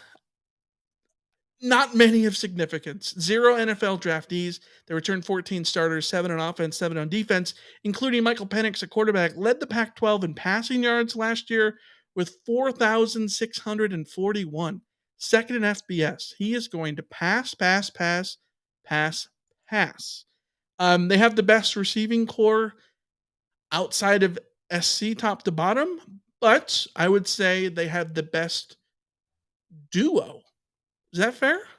Yes. Rome Odunze and Jalen McMillan. 100 like first and second teamers, those two guys in the preseason all conference. They were incredible last year, and I think that as a duo, I would put those guys ahead of what SC has in terms of you have Singer, and we don't know who number 2 is going to be. It could be any number of guys. SC's depth at wide receiver better, just as a duo. Give it to you, Dub. They return Troy Fontano on the offensive line as well. The defensive line is pretty loaded. Braylon Trice, Zion Tupiolola Fatui. They got dudes. The offensive line, number 1 in sack rate in 2022. They only allowed 7 all year. And that's with Michael Penix being able to be an escape artist, but also Caleb Williams was an escape artist, and SC was nowhere near being number 1 in sack rate. Washington, damn good. 10th in preseason AP, 15th last year in SP+, 17th in the preseason SP+. Trojans, Huskies, early November. What do you got? I have a USC victory here, and this is the first game where I am really staking my faith in the defense, USC defense being better than they were last year. If we cannot say that USC's defense is demonstratively better than they were last year, then this prediction gets flipped. But I'm just going to lean on the side of the defense being better. Um, Washington's office with Michael Penix is going to be very, very formidable. Yeah. I don't expect USC to stop them, but I USC needs to just slow them down just enough. The issue here for Washington is that their defense was sneakily vulnerable last year, and I think they will be sneakily vulnerable in a way that potentially this next year as well. Uh, they gave up 40 points to UCLA in a loss. They gave up 45 points to Arizona State in a loss. They gave up 39 points to Arizona at home in Mhm. a win. They Yeah. gave up 34 points to Oregon, 33 points to Washington State. Like they were sneakily capable of giving up 40 some odd points. And we know USC is capable of scoring 40 some odd points on teams that don't have truly elite defenses. Right. Moreover, this game being at the Coliseum is a huge plus for USC. We're Mhm. just basing it on last year's results. Loss at UCLA, loss at Arizona State, a 28-21 victory over Cal at Cal. The 3-point win at Oregon last year, which is definitely impressive, but still another sign that when they're on the road, this Washington team was certainly in tight games and in losses. So I'm going to give USC the edge because of the Coliseum, because I think that Washington's defense and USC's defense are probably going to be closer than people will project like on this day of the year. I think USC's defense will be closer to what Washington's defense is. And when it comes down to it, I will bet on Caleb Williams and I will bet on the Coliseum. All right. I've talked about this a lot that I don't like putting too much stock in returning quarterbacks. And I find it lazy. That oh well, this team returns quarterback, so they must be better than whatnot. Because you see a lot where a team returns a guy at quarterback and then they lose everybody on defense and they end up being bad. Uh, this is not that Washington team. They returned 7 starters on defense. They returned 7 starters on offense. All of Penix's weapons are there. Like I this is going to be the best offense that SC not only faces this season, the best one since I don't know. It's years potentially. Michael Penix might be the best quarterback to come into the Coliseum since like Mariota. Is it wild? Am I out of pocket to say? Like this team Maybe. is loaded, and they have the senior experienced quarterback, and they have a great wide receiver duo. And yes, you mentioned the tough road game. The 2 road losses last year, UCLA and ASU, 2 teams that they were better than. And in a different world, they go 11-1 or 12-0 in the regular season, and they're playing SC last year in the Pac-12 championship game, and that would have been so freaking fun to watch. 100%. I think that game is this November, and I think it's going to be an incredible game. And I'm going to go on a limb right now and say that this will be the best game to watch all season in college football. SC in Washington, week 10. This is going to be incredible. Like, if game day isn't here, I don't know what went wrong. Like, I Yeah. understand. I think this game is going up against LSU, Alabama. Sorry. Game day needs to be here. Like, this is it. This is going to be the best game and most anticipated game in Pac 12 history for me. I know it's absurd, but it's going to be wild. And SC's not going to win it. And I have Washington winning this game. But spoiler alert, it's SC's only other blemish on the freaking schedule here. And to me, this is going to be one of those games where last man who has the ball wins. It's going to be like 52-49, a la, you know, Rose Bowl against Penn State, maybe that Georgia Oklahoma Rose Bowl. Like, it is going to be full of points. The defense that makes a big play wins. It's going to be like the SC UCLA game from last year, I think. Just extremely chaotic. Either team wins, no shame in whoever loses. That's what I'm picturing here. And one of the factors that gives me the edge for Washington is that they won the game at Oregon last year. That environment at Autzen Stadium was freaking nuts. And I know that Oregon got a little weird with that Bo Nix injury in the fourth quarter. And maybe that was the difference, sure.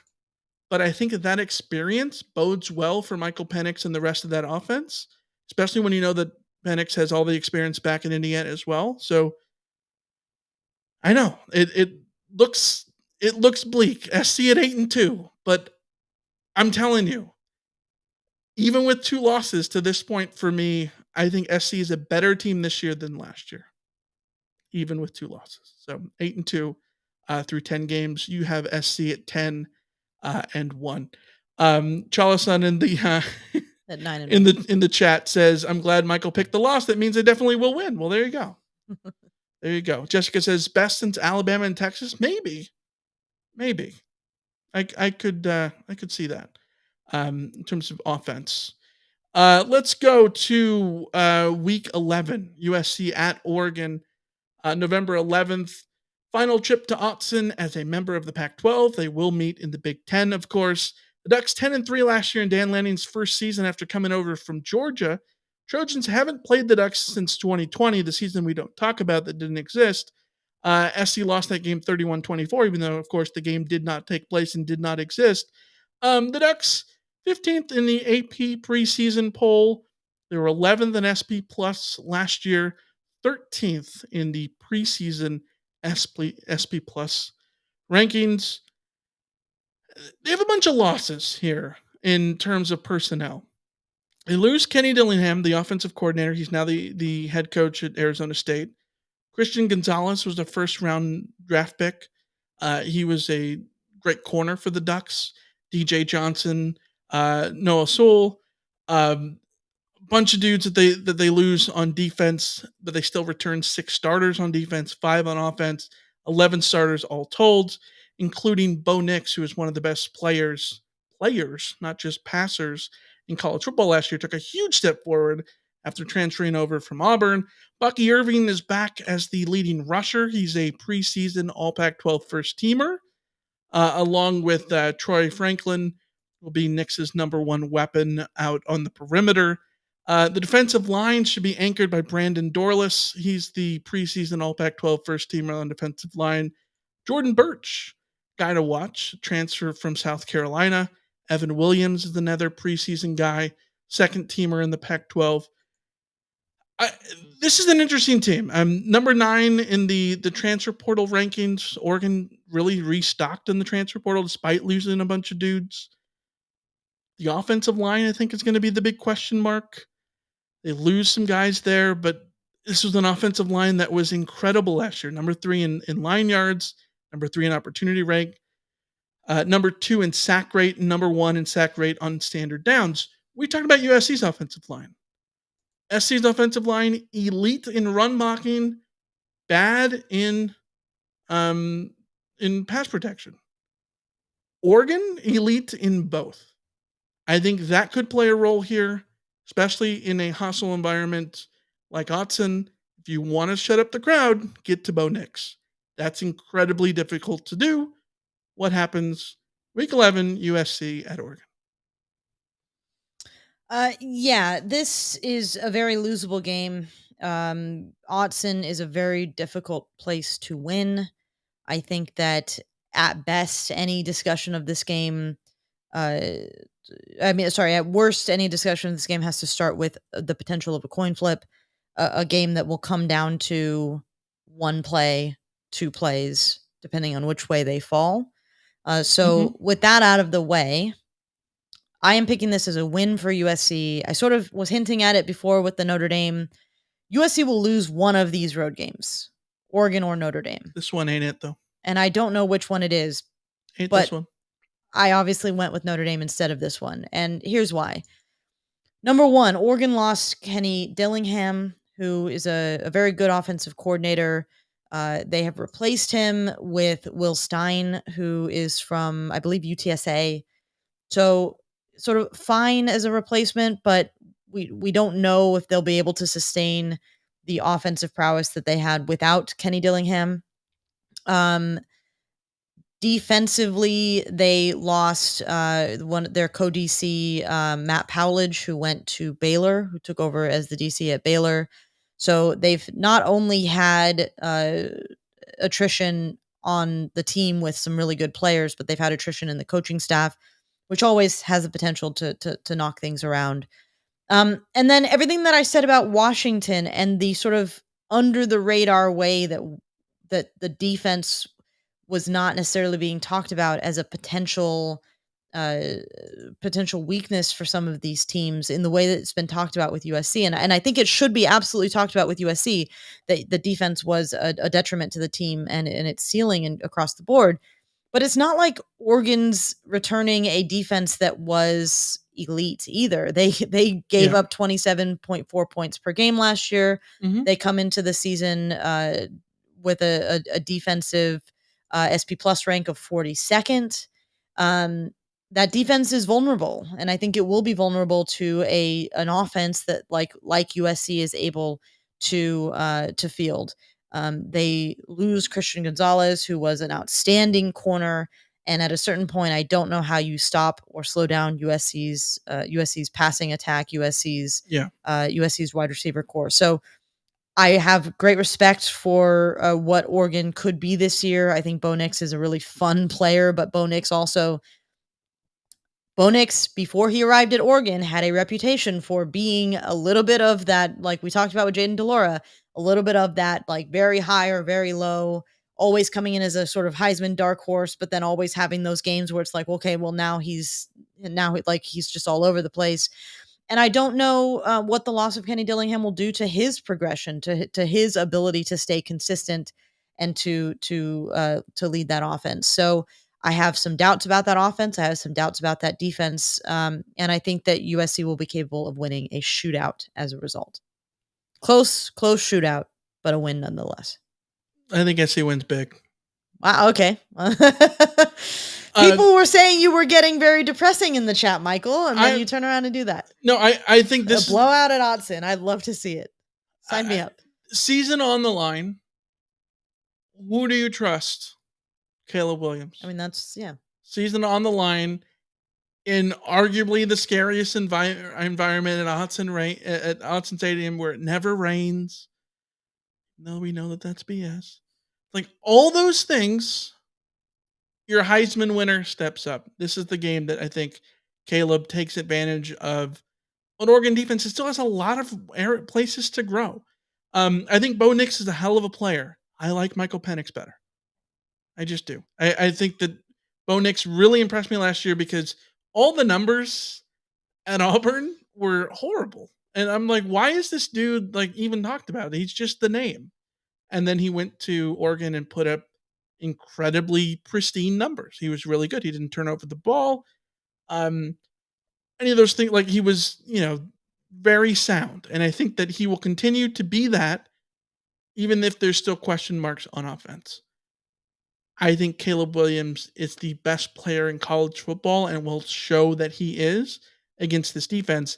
I trust him, Caleb Williams, to make the same plays he did against Washington the week before, except the SC defense somehow finds a way to create a turnover somewhere. Oregon, push comes to shove in big moments at home for some reason, even though Autzen is scary. Don't they weirdly have moments where they just create boneheaded things? They had Bo Nix had the game last year where he got hurt. Obviously not boneheaded, but he got hurt and came out, and then they went for it on fourth down in their own ends. Dan Lanning lives by the sword, dies by the sword guy, right? They're going to make aggressive mistakes, and that might win them a game, but it certainly could lose them a game. You could say it lost a game against Washington. I trust Lincoln Riley more than I trust Stan Lanning at this point. Mhm. I think this is the game that really becomes the big statement win for SC this year. Is at Oregon. You could say the statement win is beating Utah too early on, but I think this one especially sort of punching SC's ticket back to the Pac-12 championship game as we go into the final game of the year. SC against UCLA at the Coliseum.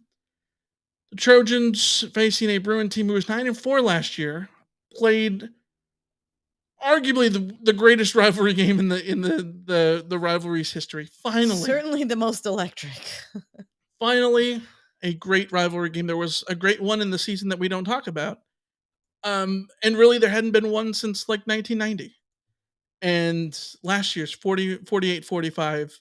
Could there be a third straight not third straight, but 3 and 4 years? Great rivalry games? Maybe. I don't know, but I don't know what to think of this UCLA team. Year 6 for Chip Kelly. Not ranked in the AP preseason poll, but they're 28th if you include others receiving votes. 22nd in SP Plus last year, the 28th in the preseason SP Plus rankings. Gone is Dorian Thompson Robinson. Gone is Zach Charbonnet. Gone is John Gaines and Antonio Maffei on the offensive line. Kaz Allen and Jake Bobo are gone. The offense only returns 3 starters. And I feel like this is the inverse of everything we talked about UCLA the last 2 seasons, which was, oh, they return every starter imaginable. They're going to be like experienced, and Chip Kelly finally will be able to institute what he wants to do. And I think that was a hallmark for the Bruins the last 2 years. And one of the things that I think made them very good was that they were able to gel with all those guys. And then you added Jake Bobo as a transfer from Duke, and he's just a cherry on top rather than being the full Sunday, right? But I don't know what to think of this UCLA team because they don't have those playmakers. The starting quarterback job, certainly uncertain. Ethan Garbers, Colin Slee, Justin Martin, Dante Moore? Question mark? I don't know. On defense, Latu on the edge, I think is a guy to keep an eye on, along with Darius Mausau. Both those guys first team all conference preseason first teamers. Carson Steele, I think, could be interesting at running back, but beyond that, I don't know what to think of this UCLA team. I think it's fair to expect this UCLA team to either stay in place or drop down a little bit. I think they're probably, I mean, I would say that Chip Kelly has the program in a place where you can expect them to be bowl eligible, but like, do I expect anything more than 8 wins out of this UCLA team? I wouldn't. I think it would be a lot easier to sort of lock down how we feel about this team if we knew exactly what was going on at quarterback. It's so hard when a Yeah. team is potentially thinking about starting a true freshman. We saw what happened to USC with the JT Daniels of it all. Mhm. That can go. You can be really excited about that true freshman, and it can still go wrong for you because you're playing true freshmen. And I think UCLA has quite a few losses on this schedule coming up. They go after going 9-4. I think if you're UCLA, you have to feel good about 8 wins at a certain point. Like if you get to 8 wins. So Yeah. I think USC wins this game. I think that it will be difficult for us right now to say how close that game will be because there is a chance that Dante Moore starts the season and gets better and Right. better. And by the time this game comes around, he's got most of a season under his belt Mhm. and suddenly is capable of doing to USC what DTR was able to do at times. It's a big caveat. Sort of flash. Yeah. It's a huge caveat. So I don't even I can't even say it is a rivalry game, and all rivalry games could be flips of the coin. You just never know. but I think USC should have a relatively comfortable win for a rivalry game when it comes down to finishing the season against UCLA. Yeah, Hank Go in the chat says, "Will Chip Kelly ever have a decent defense?" I thought they had a pretty good defense a couple years ago. Last year's was really bad.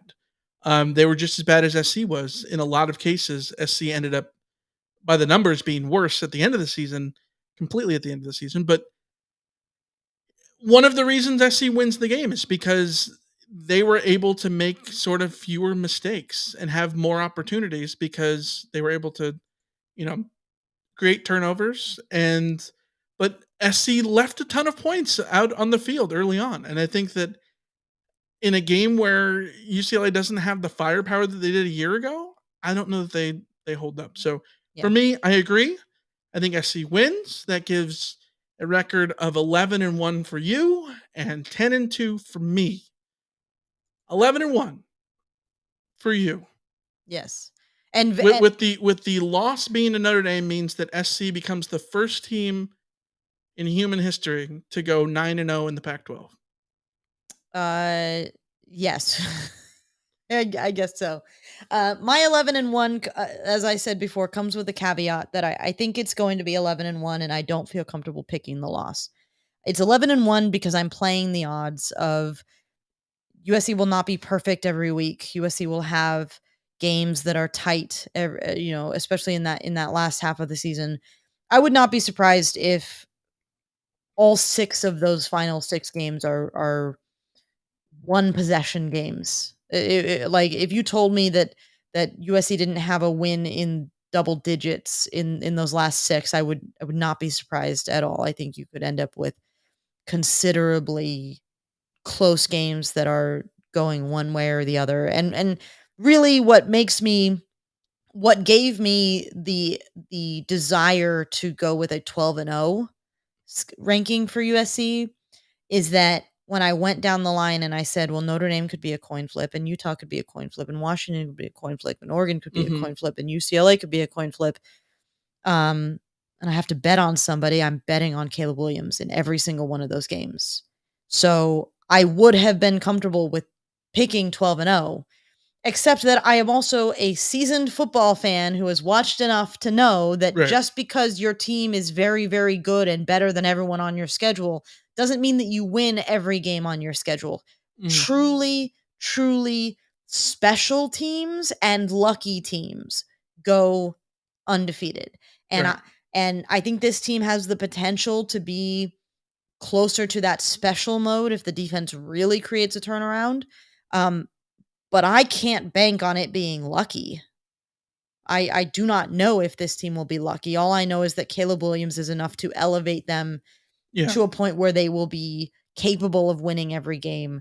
Um, but as we saw last year, even with Caleb Williams at his finest, sometimes you run into a Utah and you have a game that just Right. happens. So I'm going 11-1.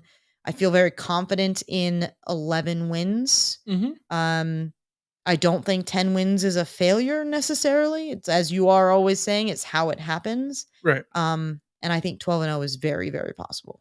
Yeah, it's absolutely how it happens. Um, because if you go, I think SC goes 10-2 here with the 2 losses being incredibly close games to like a top 10 team in Washington and a top 15 team on the road at Notre Dame. Like there is no shame in that at all. Like USC could go. that's not a failure. I understand Yeah. the idea of like if you don't go 12-0 with the Heisman winning quarterback, then it is a failure. But like you're going to be disappointed more often than not if that's the only thing that you could possibly sort of do.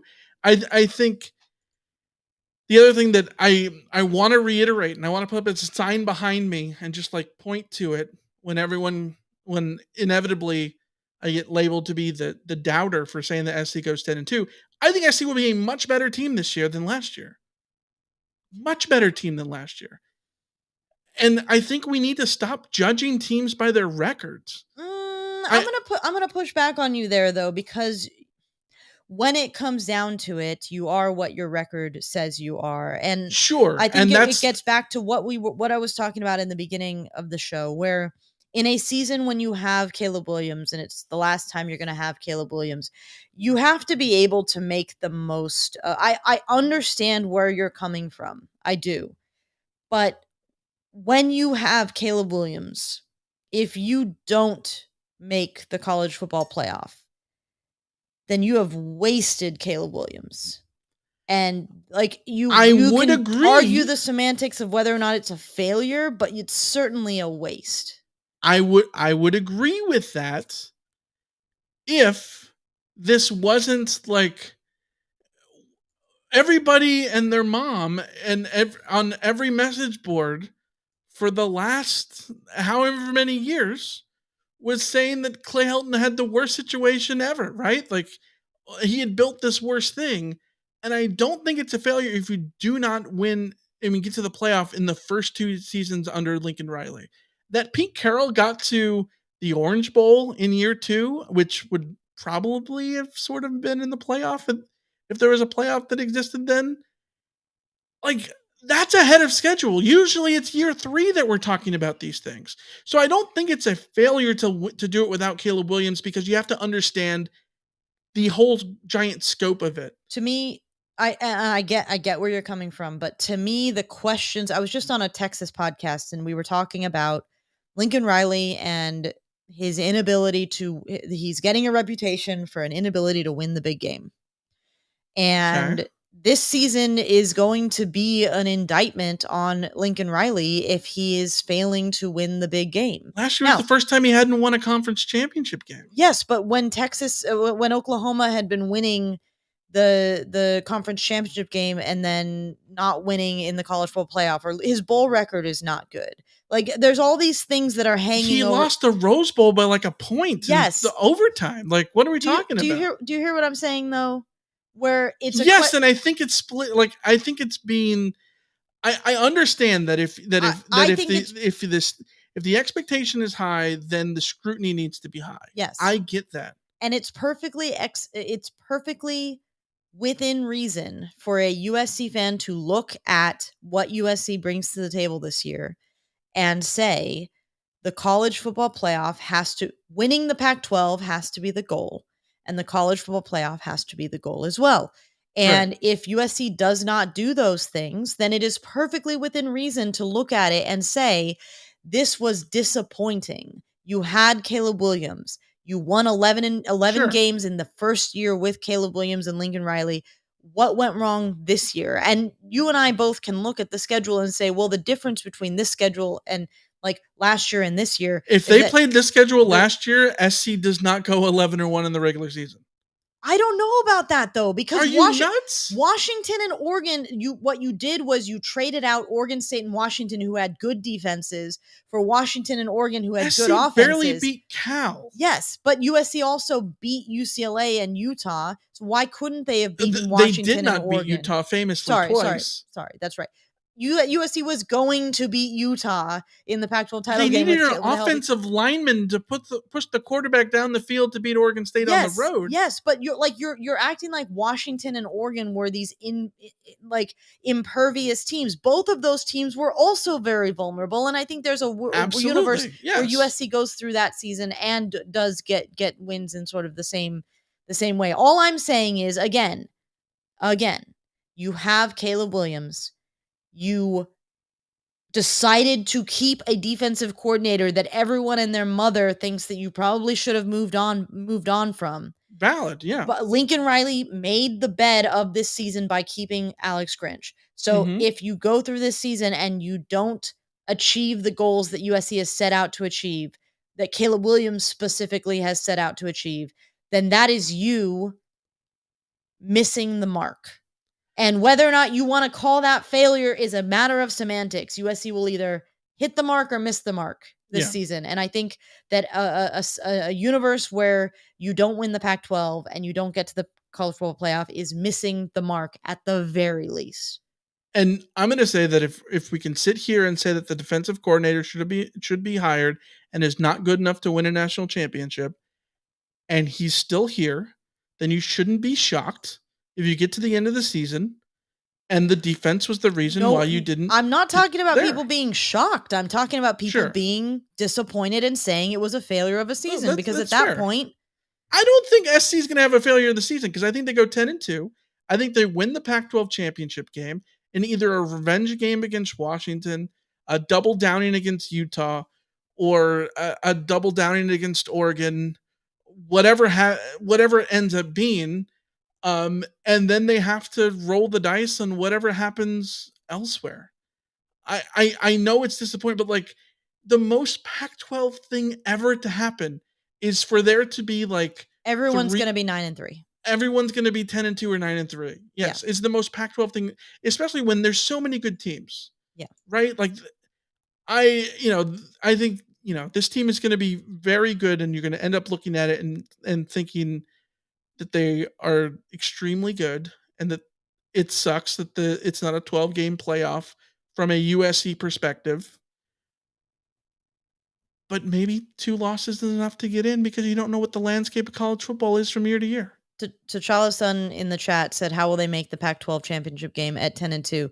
That's how the Pac-12 championship game is almost Well, they always. would be 8-1. They would be 8-1 in the conference There would be 8-1, because and no Vic, 8-1 Vic, team in Pac-12 history has ever not made the Pac-12 yeah, championship and game. like we said, like it would be very Pac-12 for Oregon State, Washington, Oregon, USC, and Utah to all sort of cannibalize each other and end up with tiebreakers coming into play as to who's going to be the ones that go. So Yeah. the better question is, can a 2-loss USC make the college football playoff? I'm going to say probably not, although we have seen playoff years where other conferences cannibalize themselves and, Right. crazy things happen. But no, I think USC needs to avoid 2 losses if the playoff is gonna be in play. But also it does come down to like what do those losses look like? Like if Exactly. USC Yeah. has 2 losses by 1 point each, and And they revenge one of them in the Pac-12 championship yeah, game, like, then it sort and you of have the Heisman Trophy winner, like, starts to like make different scenarios. Yeah. I it's susceptible to chance because that's what college football is. So you're gonna have to see what the other landscape is. You could have one loss, and then there's 4 other undefeated teams in Power 5 football, and it means nothing, right? Like, this is just what college football is. We have to understand that. It will change next year when SC not only gets the Big Ten, but the playoff expands, and there will be more equity, not in college football, but more equity for 2 lost teams. Um, and the landscape will change. But I think that when we look at it right now, I think we both agreed that SC's preseason ranking of 6 was right around what sounded right, right? Was fair, knowing that we do not know how much better the defense will be this Yes. year or if they will be So better. I think SC going 10-2 and being right around the 4th, 5th, 6th best team in the country makes a whole lot of sense to me. But Mm. yeah, either way, I still think that SC wins the Pac-12. So that's how I'm looking at it that way. All right, guys, we got a bunch more to go here. We've got to open up the mailbag, so let's do that, shall we? You've got mail. All right, let's do this, and we start with an email that we got from Dan in St. Louis. Alicia, you want to read it? Hi, Michael and Alicia. I can't help but be a little sad that we are entering the final year of the Pac 12's existence. The conference was a total mess, but it was our mess, and I'm going to miss our opponents. I'd love to hear the two of you talk about some of your strongest memories about our former rivals. What were some of the most memorable games of the Pac 12 era against each team? For example, look at the last 12 years against ASU. I can't help but remember the Jail Mary game in 2014, or when Adoree Jackson had arguably his greatest athletic performance in the 2015 blowout win. Or, of course, the come from behind last second win in the shortened 2020 season. What are some of your most memorable conference games of the Pac 12 era? Best, Dan from St. Louis, USC class of 2013. Yeah, I think it's sad. I think change is exciting and scary at the same time. But one of the reasons why it's sad is that you lose what you have going on. Like you lose the traditions and the normalcy of what you considered normal, right? Like not having Stanford and Cal being rivals for SC is unfathomable, right? Like not having the 6-hour drives to the Arizonas and all that stuff is sad. So let's run through the memories here, rapid fire. I'm gonna go through each team, and you tell me top memory against them or whatever. So we'll start reverse order of last year's Pac-12 championship standings. Colorado. Um, Personally, my trip when we went to Boulder and I was taking pictures on the field and sadly didn't get to see Ralphie, but still had a good time. My top memory, 2002, the 40-3 game, but that not a Pac-12 moment. So, Well, and Cody Kessler with the 7 touchdowns and all that yeah, kind of stuff too. I think that 2019 game, people hated it at the time, but I think that was an enjoyable trip for us. Sure. Stanford. Counter march, all of the counter marches, but also the there's so many good ones though. Is it wrong to say the overtime loss? No, The 2011 you can say overtime loss. the overtime loss Or the Pat Hayden jumping in Sark's arms. the Hadari win field number goal. 2. Yeah. We can say Hadari win number 1, aka the field rush. Yeah. Oh, that's a good. Yeah, Any of yeah. those There's a things are lot. good. Yeah. ASU. Low memory, definitely the Jail Mary for sure. Jail Mary. Oh. Yeah. You know what the peak for me is? 2016. Thanks. Calling it that SC was gonna win by 3 scores. The Thanksgiving game from 2000. Yes. What year was that? 2007. 2007. Yeah. Yeah. Fun trip. Me and my dad went that, and we took a bus from LA to Tempe for that. Cal has to be the 2004 game. Yes. 100%. Arizona. Marquise Lee. In a loss. I'm picking. I'm losing just effort. saying Marquise Lee. Okay, I'm gonna. I don't think there is one for me. Maybe 2001. 2001. The Chris Richard pick 6. Yeah. Washington State. What do you got?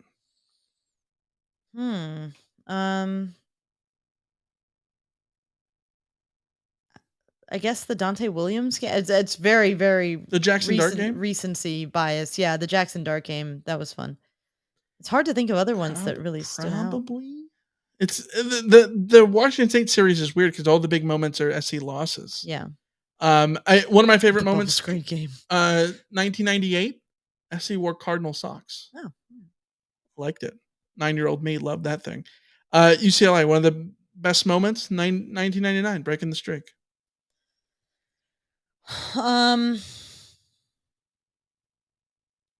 Yeah, there's the UCLA is tough. You say timeout, we say touchdown. Yeah, that's up there as well. Oregon State, 2004, pour some sugar on me. The fog game? Sorry, 2003. Pour some sugar. No. 2004 was the fog game. Yeah. 2003 was the home game, final game of the season. SC wins, and they played Pour Some Sugar on Me, and everyone thought that SC was going to the national championship game. The next day, we learned that we're going to the Rose Bowl instead. Gotcha. Yeah. Oregon. The 2011 game, I think.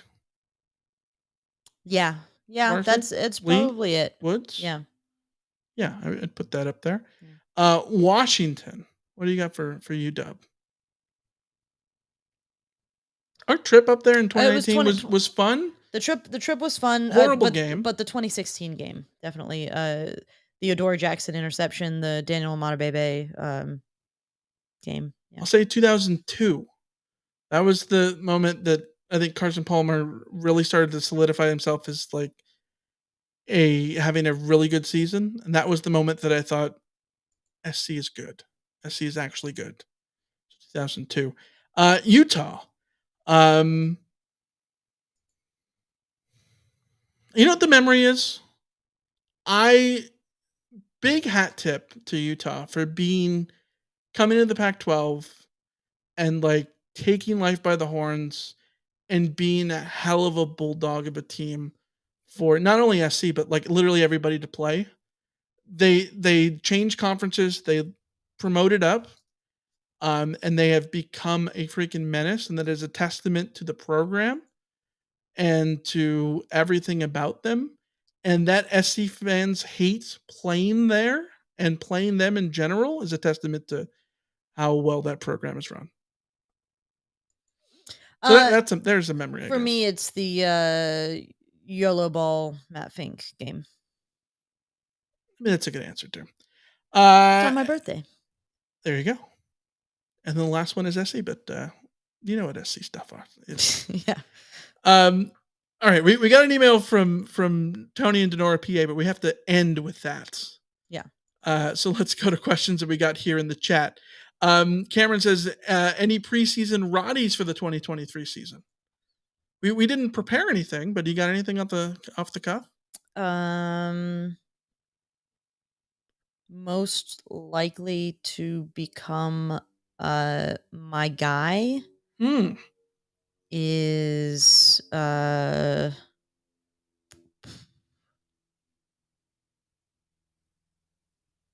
I gonna go with? My first thought was Mason Cobb. But it's hard for a linebacker to sort of become my guy. So, Sure. Yeah. How about this? Unsung hero on this team? Josh Washington. Well, I mean that's too good of an answer probably. Yeah. But I am going to say the unsung hero on this team is Jack Sullivan on the defensive line. I like it. Yeah. Yeah, I think he's the transfer nobody talks about. Yeah. Who will be? I think Bear Alexander, you want Bear Alexander and Anthony Lucas to be the studs and all that stuff. I feel like Jack Sullivan could be the Nick Figueroa, where like he's the dude that no one ever thinks about, and then ends up being the one who leads in stacks. Like I wouldn't be shocked. If that happened. Tim and Eli says, what would it take for Caleb to win the Heisman again? And would that convince Caleb to return for his senior season? Okay, no, there's no way in hell he returns for his senior season. The only argument that I think, apart from like some weird situation where, knock on wood, there's some circumstance that would make him undraftable unless he proved another season, which is just so unforeseen that I can't even think of a reason to even put that into words. He's not coming back. But what would it take for him to win? I've got an argument, but what's yours? He's got to win those games in the back half of the season. Oh yeah, for sure. Keep the numbers. He's got a schedule that lines up nicely. Keep the numbers up and win those games. I think the rest sort of takes care of itself. But if USC is 11-1, the way Caleb plays is going to be the way Caleb plays, and that's going to be the kind of thing that wins him the Heisman. To me, it's Caleb needs to keep status quo. The question is, does somebody else around the country because what could happen is the situation where Caleb is winning the games and putting up the numbers, and that's fine, but it's boring and there's a shiny new toy because JJ McCarthy has Michigan undefeated and he's, whatever. Things you just can't compete against. Yeah. Right. Don't have control against more so than anything, which is what the Heisman race is. Sure. I think the biggest, yes, he can. And for me, it comes down to what I've talked sort of ad nauseum now is that his numbers last year were good. They were not great.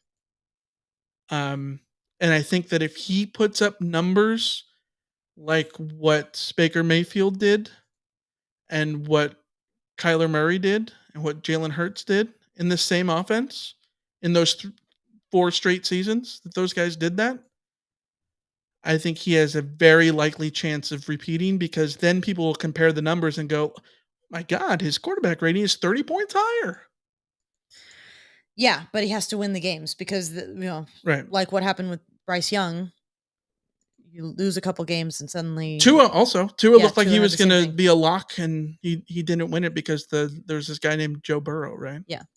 Yeah. So wait, was Joe Burrow? No, 2018 was Tua? I don't remember. Yeah. All right. Next question comes from Touchdown USC. How many players from Arizona will transfer to SC at the year's end? At least maybe one. Tara McMillan is the next is the next target for USC. Is this the thing? Does Lincoln Riley just like have Dorian Singer give him like The a, the USC Arizona game is just a tryout for the Arizona guys to get targeted. and then Dorian Singer just hands him Yeah. a business card Yeah. that says, "Do not call until this date because of tampering." Blah blah blah. Yeah. Yeah, I don't know. John says, "How you guys doing? I hope you're okay after the hurricane." Reese from Cape Town asking you too. The hurricane was hilarious because we're literally the rain is coming down. We were at my folks' place because we were doing we were supposed to do a barbecue. They got rained out, obviously, so we were inside doing our barbecue, and all of a sudden it just starts to sway a little bit, and I was just like cackling like crazy because, of course, we're having a tropical storm, and California came through with the first earthquake in a while, actually. Yeah. So First, we're first doing sort of we're doing feelable fine. one. We're doing fine. To be honest, where we are was never a major issue. It's really the deserts we're having a lot of difficulty because they're just not used to getting this level of rainfall. Mhm. To be honest, storms that we had in February felt worse than this when we lost power and had other things going on. So with the roads and stuff like that. So But we yeah, we we've know been friends okay. who did lose power. So We like do know, yeah. So it's just sort of where you are. LA is so huge, you know that. So thanks, Reese, for asking though. We're cool. yeah, and big shout out to our pals over in Cape Town. Yes. Lincoln's Visor says, which team except for Cal in the back half of the schedule is most likely to have had its wheels fall off the bus by the time SC plays them? This is a great answer- question because every year we look at the schedule and what we think it's going to be, it ends up not being because of something. So So yes, the answer is Utah, and that is mainly because if Cam Rising isn't playing or isn't like is not there, then if it's COVID year, Utah. Yes. I think it's possible. It's highly possible it's Notre Dame. Given what I mean, literally what happened last year to Notre Dame could again be something that happens to Notre Dame. They did beat Clemson last year. They did, but they get Ohio State. They're on the road at NC State. It could get interesting for them. So I think Clemson was also a mess last year, and Sure. also a team that yeah. sort of I think Notre Dame's record might not be great. I think they might end up going 9-3, 8-4, or whatever. But I think they're going to end up being a better team than the record says. And then the other thing is, I just sort of maybe this is naive, but like I think Notre Dame is too much of a lock to be no worse than 8-4. And the bust-prone teams on this schedule are Utah strictly because of the injury stuff. Mhm. No other reason, because I think that if it wasn't for injuries, I think Utah is a guaranteed 9-3 or better. Yes, But it's Utah and UCLA because I don't know what the hell UCLA is. If UCLA was a 3-win team or a 3-loss team, I would believe both. Having said what I said about, like, I think Notre Dame, just because it's Notre Dame and sometimes these things happen. Utah for the Cam Rising injury, but my actual answer is Oregon. And that's just because Oregon plays a bunch of teams before they get around to USC. Like, at Texas Tech in week 2 is a sort of sleeper game that I think could get dangerous for them. Yeah. They get a look at Colorado before USC gets even gets a look at Colorado.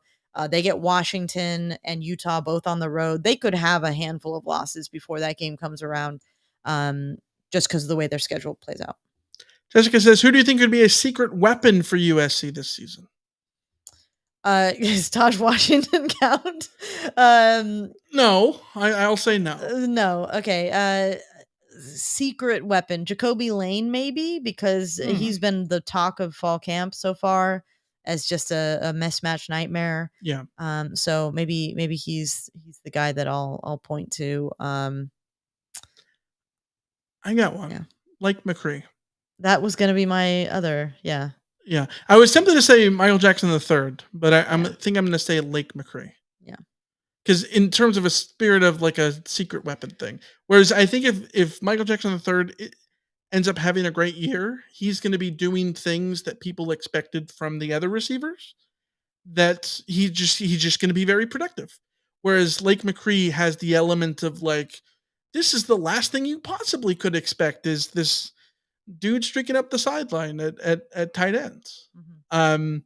Because I think a lot of the focus is going to be on sort of Deuce Robinson being that guy, and I think that Lake McCree is going to start at least as the starter at tight end, and that's where I think he's going to get more opportunities than people think he is. Mhm. Yeah.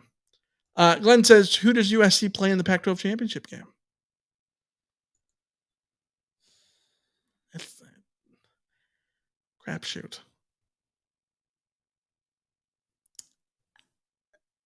Washington, I Utah, maybe.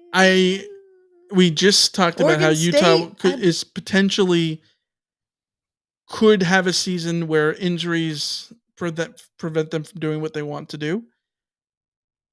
But I have a hard time saying anyone other than Utah because the last four full seasons, take the COVID year out of there, the last 4 full seasons they've been in the Pac-12 championship game. So why not Utah? Greg says, would Lincoln Riley fire Grinch if they go 10-2 and not make the playoffs? It's not the record. It's how many games you give up 40 points. Yeah. If they go 10-2 and they are 3 points out of the playoffs, but those 2 losses are like 24-21 or something like that. Yeah. Then you're not firing Grinch. Right. If you're winning every game in the back half except for 2 while winning 45-43, Right. then yes, absolutely you should move on from Alex Grinch. The leash should be very short. It's really because this decision this year is about whether or not you believe that Alex Grinch can win a national title with you. Right. And if you're continually giving up 45 points to the better teams on your schedule, that's going to say whether or not you can actually compete with the Georgias and the Alabamas and the Ohio States and the Michigans of the world when you get to playoff time. So yeah, it's less about record and more about points per game or performances, really. Yeah, I would agree. All right, we said we have to finish with a email that we got from Tony in Denora, PA. So Tony says, Michael and Alicia, this is Tony from Denora, PA. Of course he does. That's what he says. He says, I do this every year, a week before the first game of the season. Just want to send you guys this picture of what a cookout plate should look like. Fight on. And there's a picture. And the picture is here as we're showing on the old YouTubes. Lisa, describe the picture for our audible listeners. All right, we've got a plastic white plate that I have eaten food on before. Excellent plates for disposable. Those are the premium premium disposable plastic plates that you get. So A+ there. If you're gonna have disposable plates at a wedding or a Thanksgiving or something like that, you're gonna have these. Yeah. Yes. So I know that's what everyone wanted to hear. No, there's a big old helping of baked beans that look outstanding.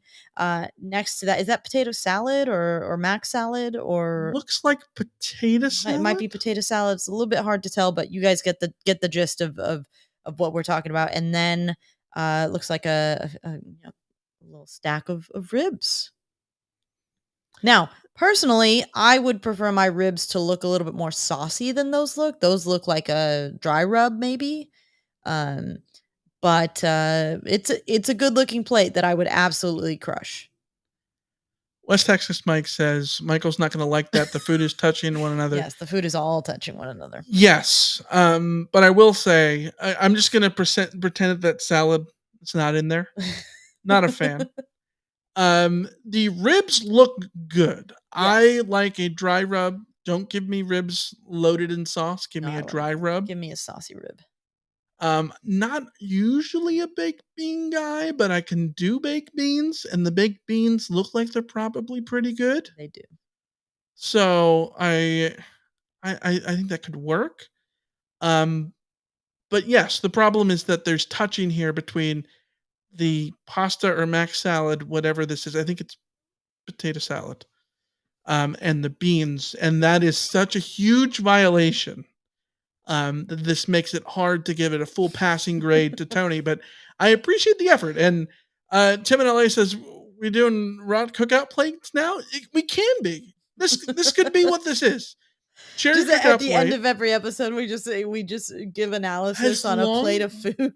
As long as we get an invite to the cookout, of course. That's the key caveat. So, Tony, next year we'll be in PA, and we're gonna look up. He's from Denora, PA. We'll look up how far Denora, PA is from State College when SC plays Penn State, and we expect an invite to the cookout. There you go. Yeah, Just feed us some ribs. I would crush this plate. I would absolutely crush it. yeah. All right. Only thing, honestly, only thing missing there is some sort of bread item, like a roll or a slice of yes, slice of white or anything like that. a Something Hawaiian to soak roll? up. So a Hawaiian, like something to soak up the baked bean, the baked bean sauce. That's the only thing missing from this. How plate. do you feel about bread in Texas barbecue? I love the practice of Texas barbecue of giving you the just like Wonder Bread, like Mrs. white Baird's loaf, whatever. It's usually Mrs. Baird's, and like you look at it, you're like, what is this low rent, like crappy white bread doing here? Like, It's so why? good though. Like it's Rudy's barbecue. Like it's sort of. It's you know, always the same. they literally just hand you a loaf of just slices of white bread, and it's just like Yeah. this is Well, my carb loving heart is happy. yeah, we go to Hutchins, and it's literally just loaf a after loaf loaf of of bread. Mrs. Baird's, and they just open Yeah. a new one when they need to. The fascinating part, of course, is that like there's the idea of Texas toast, right? Mm-hmm. I have yet to see Texas toast in Texas, with the exception Yeah. of like ordering it at Whataburger or something. Like if you ordered, When you get the Texas toast, yeah. like if you get the burger on Texas toast, which you can do, but Yeah. like the Texas toast doesn't exist. Texas toast is like made by Big Bread, and Big Bread is not based in Texas. That's my thought there. So West Texas Mike says, I feel like I'm in prison camp when they hand me the crappy white bread. Yeah, that's the yes. It is a little, but it weirdly does the trick. Like But it I makes no love it. sense. Those are just the little things in life. The simple things are the best things. Yeah, it weirdly finds a way to work. So, all right, Alicia, we started this episode at 5:00 p.m. Pacific. Yeah. It's going on 7:30. One of our famed 2.5 hour episodes. I saw a message earlier that said that, oh, I'm super late, but it's just from Dan. I gotta scroll up forever to find this. Been a million comments here on YouTube. It was something along the lines of, I'm super late, but they're still going. Oh, here it goes. Dan. I'm almost 2 hours late and the show is still live. Rot is so back. Yeah. It's there's a lot to talk about. USC hired an athletic director. We had to go game by game to talk about things. We did a mailbag. It's just like, each of these things could be its own episode. So of course we go. Yeah, absolutely. And now's when we tell you guys that we appreciate all you guys for joining us. If you've been here this long, you are our favorite person ever. First of all, if you've been here this long, what are you doing? Go to Apple Podcasts and give us a review. 5 stars. It'll help grow the show. But Even more than anything, it'll show us how much we know that you love us, apparently. If you're on YouTube, hit the like button. Yes. If you are somebody who uses Apple Podcasts, even if you have given us a review before, go in and give us a new 5-star review. Yeah. That helps too. Yeah, absolutely. And if you want bonus episodes, like Thursday nights when we do our Rot After Dark hangout, little live stream hangout thing, you can join us. $49 a month for all of our bonus content. We'll do all of our bonus content. You get access to that. You also get access to the Discord, where we can talk USC football and whatever else is on your minds. Throw things in there. And this reminds me, we got Discord questions that I didn't pull for the rundown, so we're gonna have to get to those later. But I'm sure we'll have plenty of things to talk about all week. So lots of stuff. And as West Texas Mike says, We made it. We effing made it. Yes, we made it through the off season because it's game week, and Wednesday will be our first game preview episode of the season. USC and San Jose State. We can't wait to be back. We hope you're going to join us live on YouTube Wednesday night at 5 p.m. For that. And if not, then listen to us wherever you get your podcasts. We'll be there too. So until then, we will see ya. See ya. See ya.